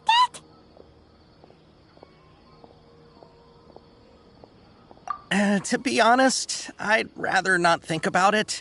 It moved too skillfully to be new at this. It came out of nowhere. Before we could react, it swiped our goods and ran away. We were all shocked. By the time we came to our senses, the thief was already long gone. I see. If we help you retrieve your stolen goods, then business will return to normal? Oh, but of course! Not only that, but you'll become one of our caravan's VIPs on all future purchases of any... Enough. Tell me something that's actually useful. Any leads on that mechanical crab? Maybe one. After our goods were stolen, we specifically got someone to assess the situation. If you're interested, you can go and talk to them. All right. We'll go and have a word.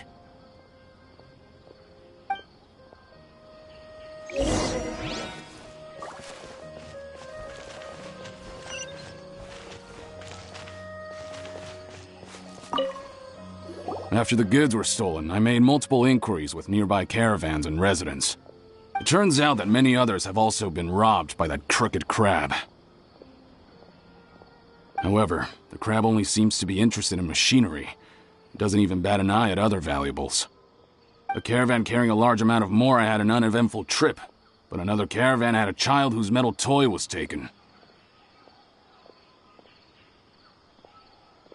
Whatever the case, that thing is a scourge. We'll eventually think of a way to get rid of it.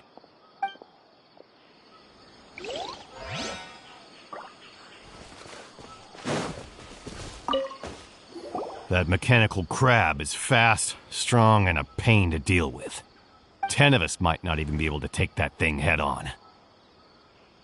Didn't academia ban research on mechanical life forms years ago? Where did that thing come from? Our salaries even got slashed because of it. Who would have thought that that robber wasn't a human, but a mechanical crab? This is rough.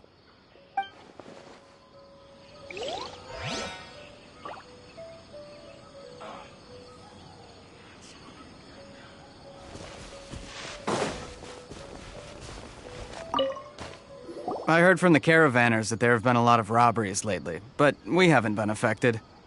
We don't normally see the mechanical crab, and it doesn't disturb our daily lives.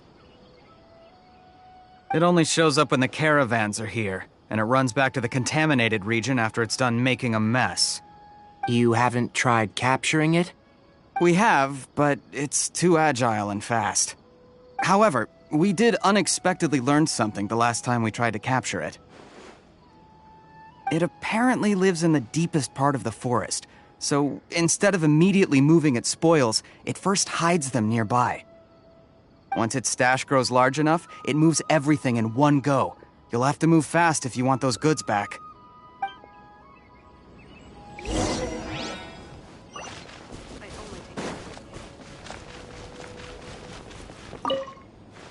How are things? Did you make any progress? We learned of its behaviors, but much still remains unclear. Assuming normal operational status, mechanical constructs generally act according to their given commands. If I were its owner, I'd command it to steal more valuable things, or the mora you made. That would be the most efficient method. But it only goes after mechanical components. This doesn't make any sense. Right. It's really weird. So, you all found a way to retrieve our goods? Do you have any more mechanical parts with you?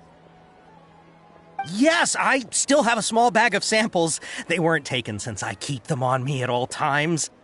Oh, are you planning to... Under constant external conditions, organisms rarely initiate changes in their habits. Here's what we know so far. It has a mechanical composition, it lives in the contaminated region, and it comes out to steal mechanical components. If we have said components, we can lure it out, capture it, and then make observations for further conclusions. Well, chatting like this won't get us anywhere. We're only wasting time. You're right. We don't have any other options right now. This bag of samples is all yours, Mr. Forest Watcher. If you can get our goods back, the caravans will reward you generously. We don't need anything in return, but I'll be keeping this bag. I may have other uses for it later. We'll also need to borrow a sumpter beast. Our act has to be convincing if we want the crab to fall for it. Oh, yeah, no problem at all. If it means getting our things back, you can even borrow me to do whatever you need. I'll have to decline that offer. Anyway, we'll use the mechanical components and sumpter beast to pose as a transiting caravan and lure out the crab. Once it appears, capture it. I leave the timing to you. Don't worry, we're professionals.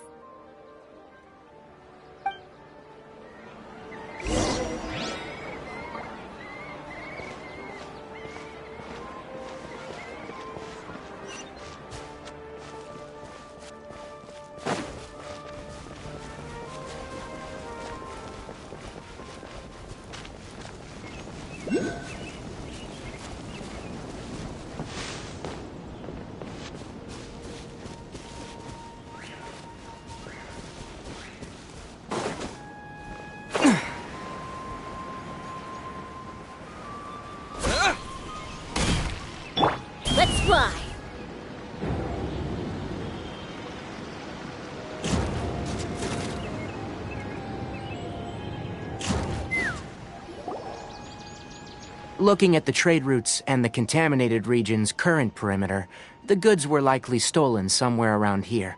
Then let's get to it. We'll definitely capture that criminal crab. Okay. We'll start from here and have the Sumpter Beast with the components on board lead the way. This Sumpter Beast isn't familiar with us yet, so be calm and take your time with it.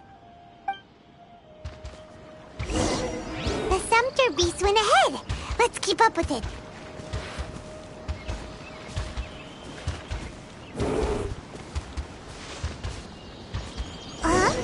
Why did it stop? Looks like it's loafing around. Or maybe it's hungry. The caravanners grew disheartened after their goods were stolen, so they probably didn't feed their animals as scheduled. Let's give it something to eat.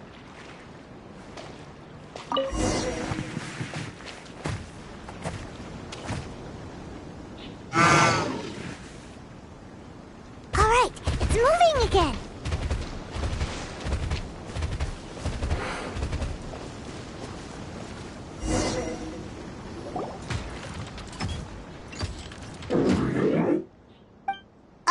Did you hear something? Ah! Is that the mechanical crab the caravan was talking about? It's charging straight at us! It looks strong. Be careful.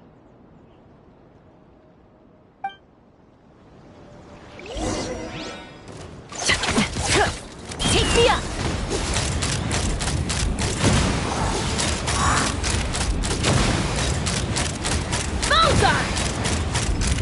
Locked on!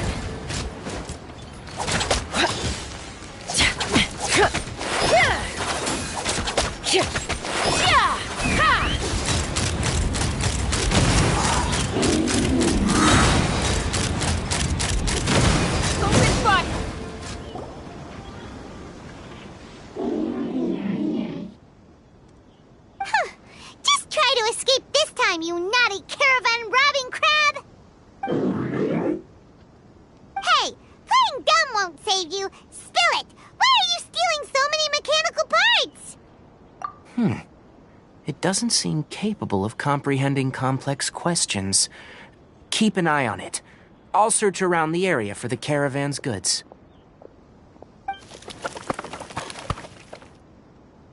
I don't know why you're stealing mechanical parts, but they don't belong to you. Stolen items must be returned to their rightful owners. Any objections? You came from the depths of the contaminated region, right? How about you help us with something? If you take us there, I'll give you some mechanical parts as a reward. It reacted! We can't be certain yet. Its excitement may be a simple, programmed response upon seeing mechanical components. Okay, so you want the crab to lead us into the contaminated region? That's right. The contaminated region has a large and currently expanding perimeter, so it would be difficult to conduct a thorough search. If we charge straight in, we'll get lost like headless pigeons. Also, our new friend here seems to be full of secrets. I've been studying this contaminated region recently, and I have a hypothesis of my own. So to be absolutely safe, it would be best to have a guide lead the way. Paimon gets it now. Does this scuttler understand what you're saying? It doesn't have to, as long as it isn't hostile towards us. I gave it some components that it will definitely take back to the contaminated region. So long as it doesn't attack us, we can simply follow along. It seems to be really happy. Listen to me. Wait for us here. No running off. We'll be back soon. If you're still here when we return, I'll give you another mechanical part as a reward. Understood? I'm not sure. But our priorities are to retrieve the mechanical components, and to purchase Vasanti grass to make medicine with. We should return. But before we do, we need to set up a few traps. Can't have that crab escaping.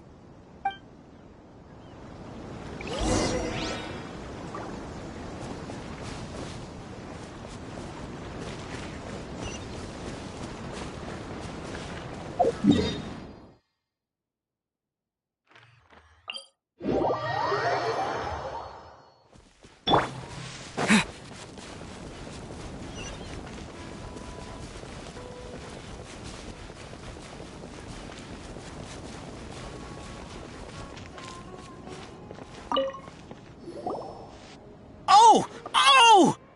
These are the mechanical parts that were stolen! You really got them back for us! Thank you all so very much. I don't know how I can repay you. Wait, didn't you want to purchase Vasanti grass? Don't worry about the price. They're on the house. How many do you need? 2 is enough. No, that won't do. Here, I'll throw in some more. No need. I've already received a reward from you. Reward? You mean that bag of mechanical parts? They aren't worth much compared to this merchandise.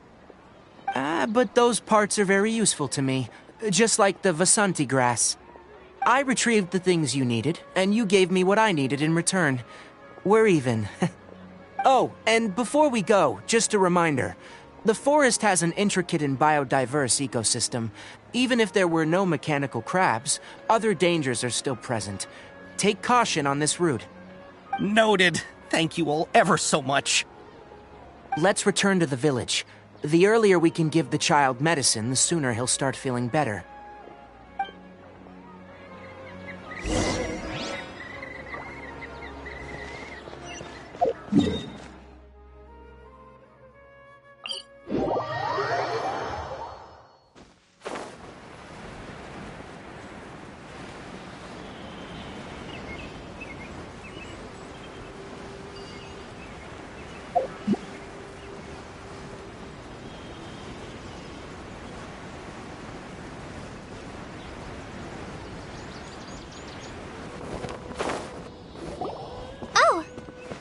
Traveler and Paimon.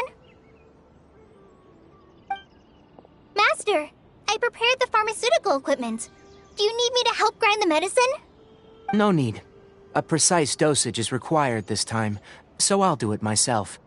Oh, okay. But once I'm done, you can deliver the medication to the child. He gets a little nervous when I'm around for too long. I don't think he finds me very approachable. I'll go prepare the medication. Traveler, give me a hand.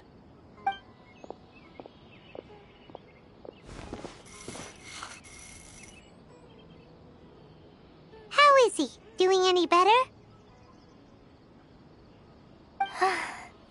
I feel like he's doing a lot better, and his temperature is returning to normal. That's wonderful! Oh yeah. He asked me to tell you that Suna came by earlier, and he told her everything about the toy. Suna didn't get mad, so he wanted to thank you. Can I ask what happened? It's nothing. Did you prepare the traveling gear that I asked you to? Of course I did. Are you going somewhere far away? Yes, we're going to the contaminated region. Judging by its size, we will likely have to stay overnight. I'm leaving everything to you while I'm gone. Huh? But I can't even begin to compare to you. Many things are learned by doing, and once they've been done, you'll realize that they weren't as difficult as you once thought they were. Deal with problems as you yourself see fit. You don't have to emulate me. That's right! You'll do great, Kale. All right, then I'll do my best. Master, Traveler, Paimon, take care of yourselves. I'm sure we'll be fine. I think you'll understand why once we arrive at the contaminated region. You put too much confidence in me. Anyway, like you said, things will likely be uneventful. Let's return and find that crab.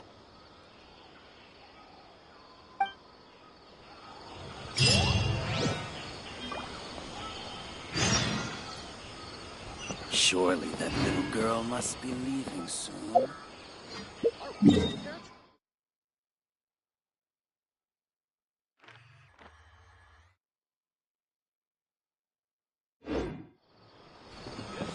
How many five dust birds?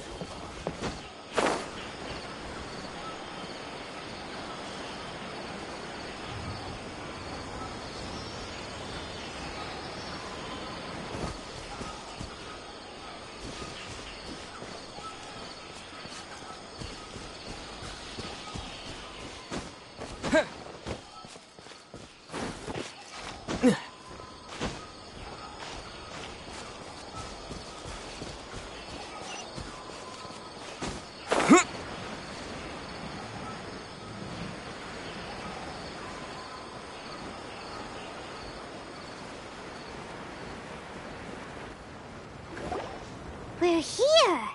This should be... Huh? Where's the crab? Did it secretly scuttle away? The traps weren't triggered, so it should still be here. Odd.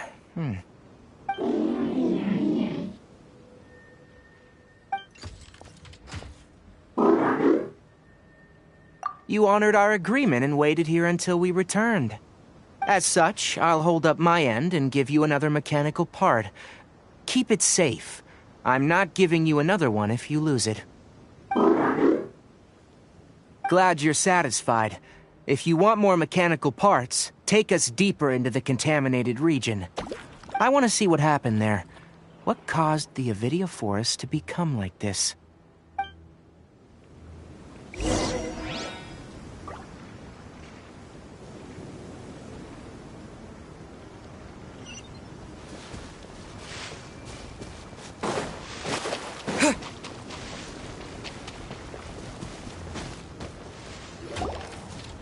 So this is the contaminated region that everyone's been talking about.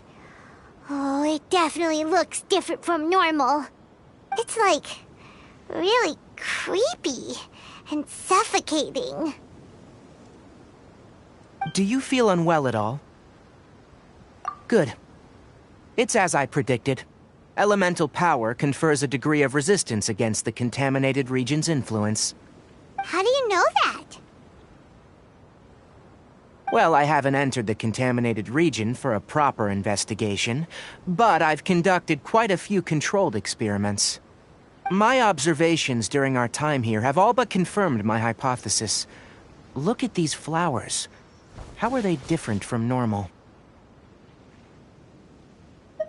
This flower species is formerly known as the Sumeru rose, but it is also known as the leyline lodestar. They're sensitive to ley lines and emit varying amounts of light in response. Excessive brightness indicates a dangerous level of ley line activity in the surrounding area. From the looks of things, the ley lines around here are already out of control. You're saying the contamination here is coming from ley lines?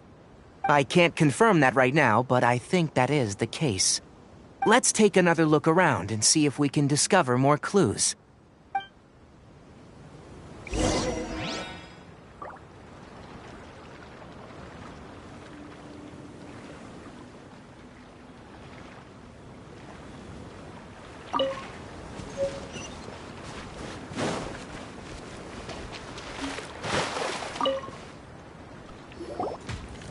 You know, we haven't seen any animals this entire time. The birds used to chirp really loudly, and there were a lot of foxes. The contaminated region currently appears to have a critical efflux of ley line energy, which is probably the root cause of the patient's cognitive disturbances. Some animals have keen awareness. They sensed something abnormal in this area and fled. Leaky ley lines sure can cause a lot of damage, huh? Like how plants have preferred growth conditions, we also gradually habituate to our surrounding environment. Climate, temperature, humidity, intensity of ley line energies. When people live under fixed conditions, they reach a sort of homeostasis with their environment. This equilibrium is broken when the surrounding environment abruptly changes, causing people's bodies to react in abnormal ways. If normal fluctuations in temperature occur, then our bodies automatically adjust. However, the average person cannot adapt to changes in ley line energy, and so they fall ill.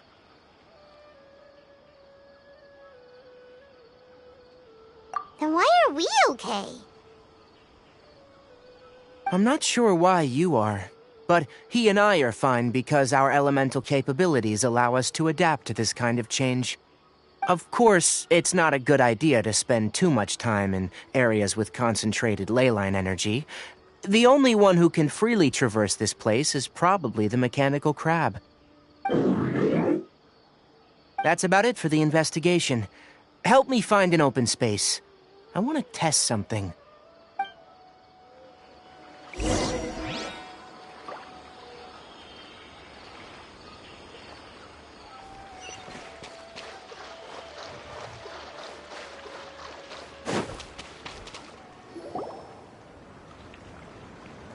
Environment. No wind. Target parameters. Normal. Setup complete. Excellent. Looks like it's working. What's this? A purification device I made.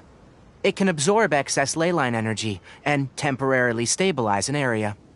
What a neat thing! Let's set up more and cover the entire region! I wouldn't mind if that would actually work. Unfortunately, once this contamination is present, it isn't something that a few purification devices can fix. The purification devices have their limits. At best, they can only prevent the contaminated region from expanding temporarily. If we want to permanently eradicate the contamination from the leyline effluence, we'll need to tackle the source. That's right.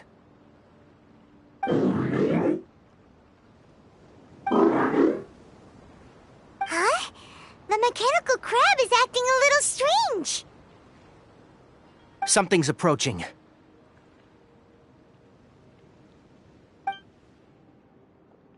So that's it. Now that the leyline energy has stabilized, the monsters that had left are starting to return. Get rid of them quickly. Don't let them get close to the purification device.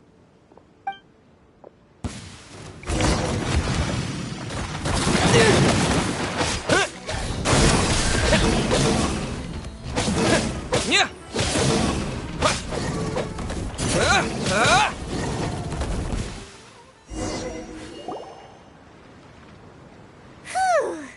That's all of them!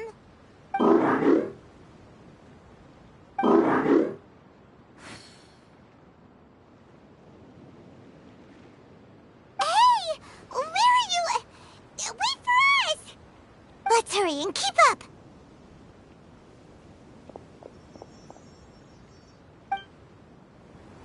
The mechanical crab went that way! Let's keep up!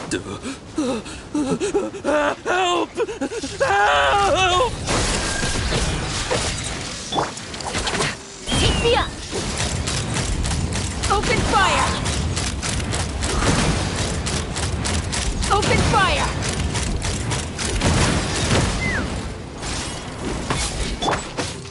Scatter! Burn it down! Try and stop me!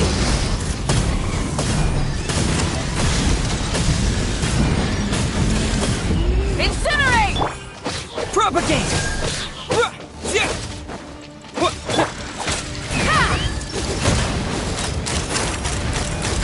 Open fire!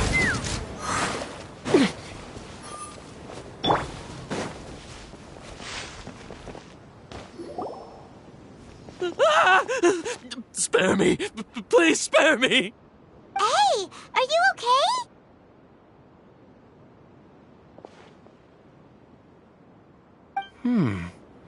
These injuries are superficial.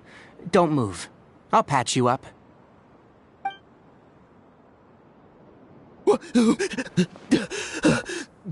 Who are you all? What happened to those mechanical monsters? Don't worry, we took care of them. Oh, good. That's good. It's a monster! Hurry, attack it! How do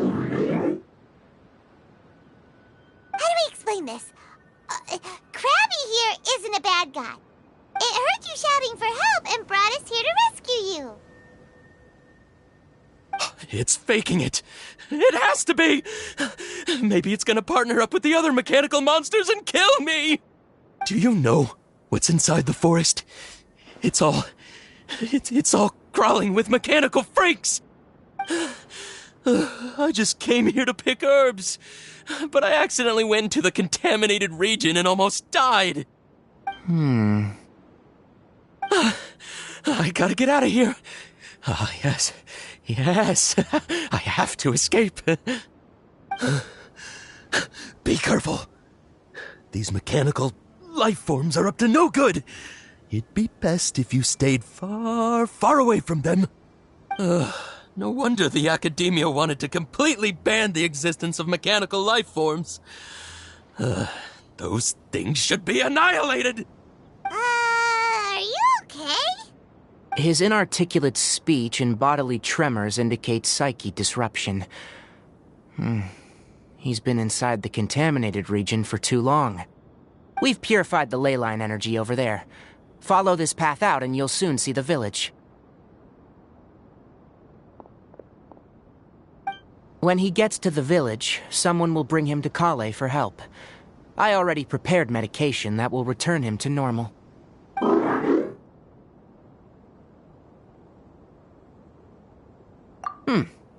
So, you think you did a good job and want a part as your reward, huh? It's so hard to understand.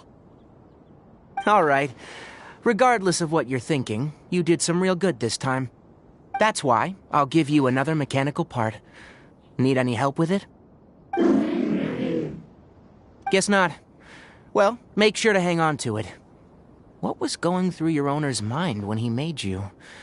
I wonder. You're like a giant mechanical crab on the outside and a fluffy little hamster on the inside.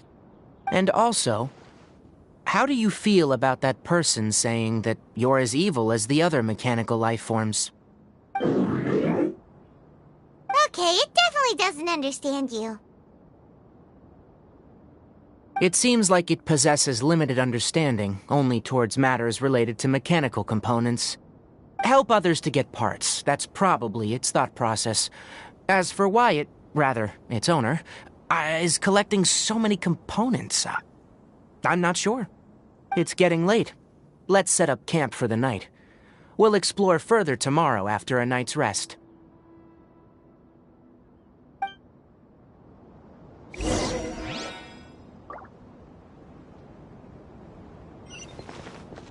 Hey!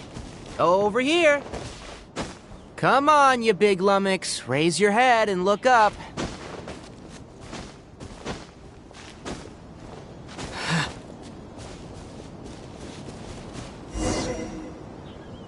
Let's set up camp here. All right. Paimon also thinks it's a good spot. Oh. Any particular reason? This place is perfect to put up a big tent.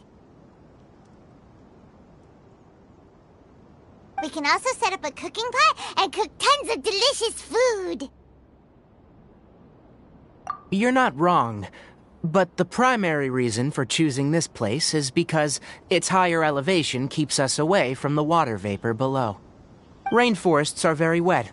You should always be careful when spending the night in damp places. For the next tasks at hand, let's divide and conquer. I'll set up the tent. You'll be in charge of making the fire, and Paimon will forage for edibles nearby. Leave it to Paimon. Paimon's a pro. I'm not expecting that much. Just do what you can. That's right. You can use rushes to start a fire in the wilderness. Their piths are relatively dry and can be readily set aflame. The downside is that they produce a lot of smoke. Traveler, Tainari, Paimon couldn't find any food. Paimon didn't know that rainforest had so many interesting plants until we came here. They were all sort of weird-looking mushrooms, but Paimon didn't know which ones were edible. Paimon also saw wild berries on the ground, and Paimon was gonna fly over and pick them up, but the dead leaves on top suddenly started moving. It freaked Paimon out. Those were probably dead leaf butterflies. They camouflage as dead leaves to evade predators. My guess is that they mistook you for a bird when you flew over, so they fled. Little did they know that you were more scared than they were. Never mind. The tent's up, so you two go rest. I'll forage for food. Oh, you found some already. Paimon understands it this time. It wants mechanical parts again. Sorry, no part this time. That task wasn't important enough. If every little thing resulted in a reward, then it might start to take advantage of the system.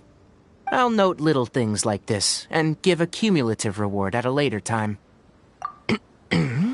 That is one reason. It looks really sad. After some further thought, it might come up with some weird misunderstanding if I don't give it something. All right, here's another for you. I'm off to prepare dinner. We'll take shifts on lookout duty tonight. You two can sleep first. I'll wake you up later. We need lookouts? Yes. Even though most animals fled because of the ley lines, we can't completely let down our guard. It's settled then. I'll set up some pest-repelling devices so, poisonous insects don't come crawling into the tent. Have a good night. Not too good, though.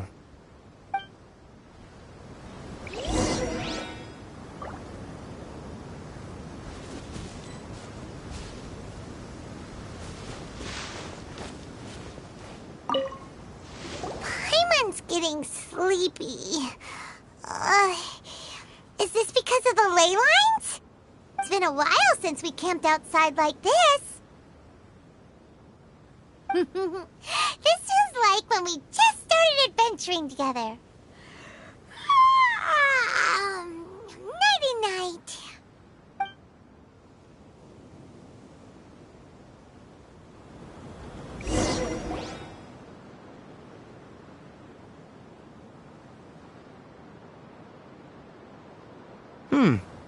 You're awake earlier than I expected. Did you sleep well? That's good. I was worried that you two wouldn't be able to sleep, so I used 2 of my homemade incenses. Don't worry, they're made from all natural ingredients. They have a light fragrance and aren't harmful to the body. Speaking of which, have you seen the crab? It was scampering around over there just now, but I don't know where it went. So you can tell, my suspicion is less towards the crab and more directed to its unrevealed owner.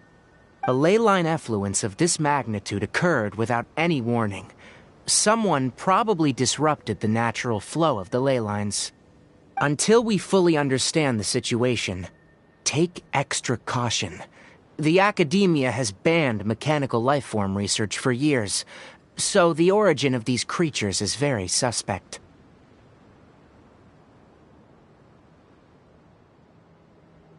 Topics related to mechanical lifeforms were popular in the Sponta mod for a time.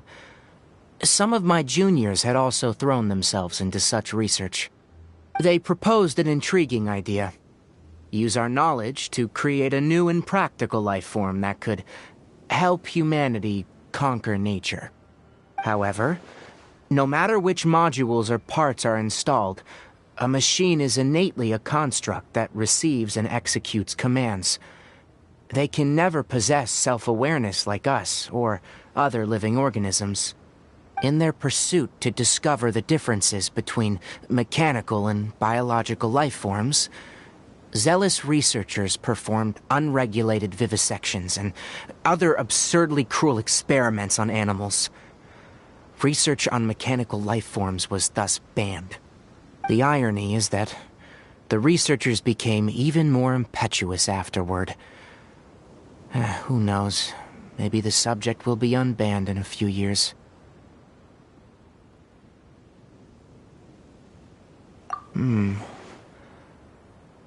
That's a difficult question to answer.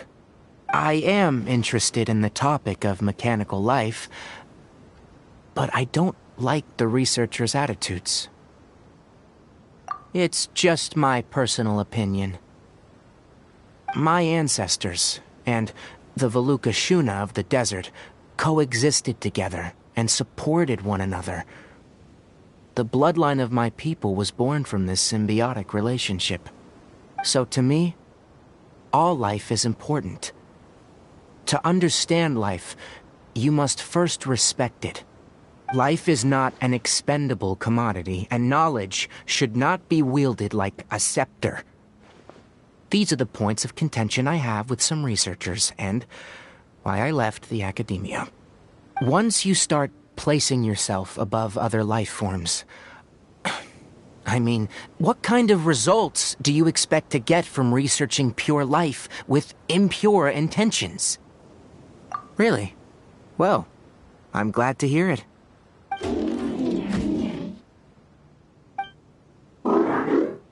Coffee? Did you prepare this for us? All right. Seeing that you're working so hard to help out, I'll give you another part. You're not planning on using it? Many of your own parts are critically degraded, and you're running low on power. All right, suit yourself. Oh, and thanks for the coffee, but I'm about to go to sleep. Leave it with him. The night watch is yours. Stay safe.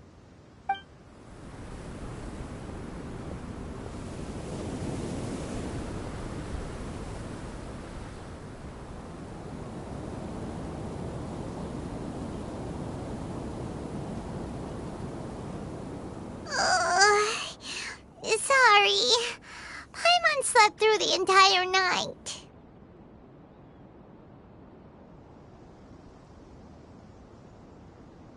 Really? You're not mad? Don't worry. Paimon will be sure to stay awake next time. Good morning, Traveler and Paimon. A quick question. Do you feel off at all? Me too.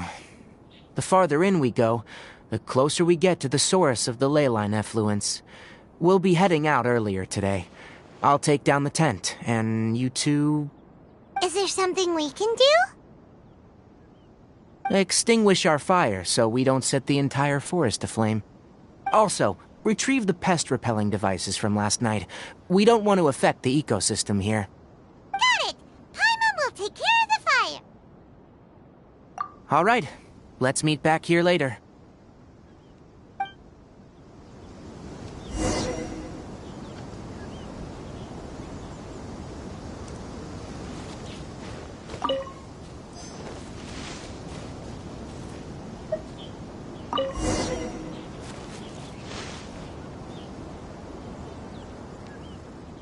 All right. It's about time to head out. As we go further in, we may encounter more berserk machines. The effects of the ley lines will also increase. If you're struggling, it would be wise to avoid conflict. Try to conserve as much energy as possible until we reach the source of the contamination.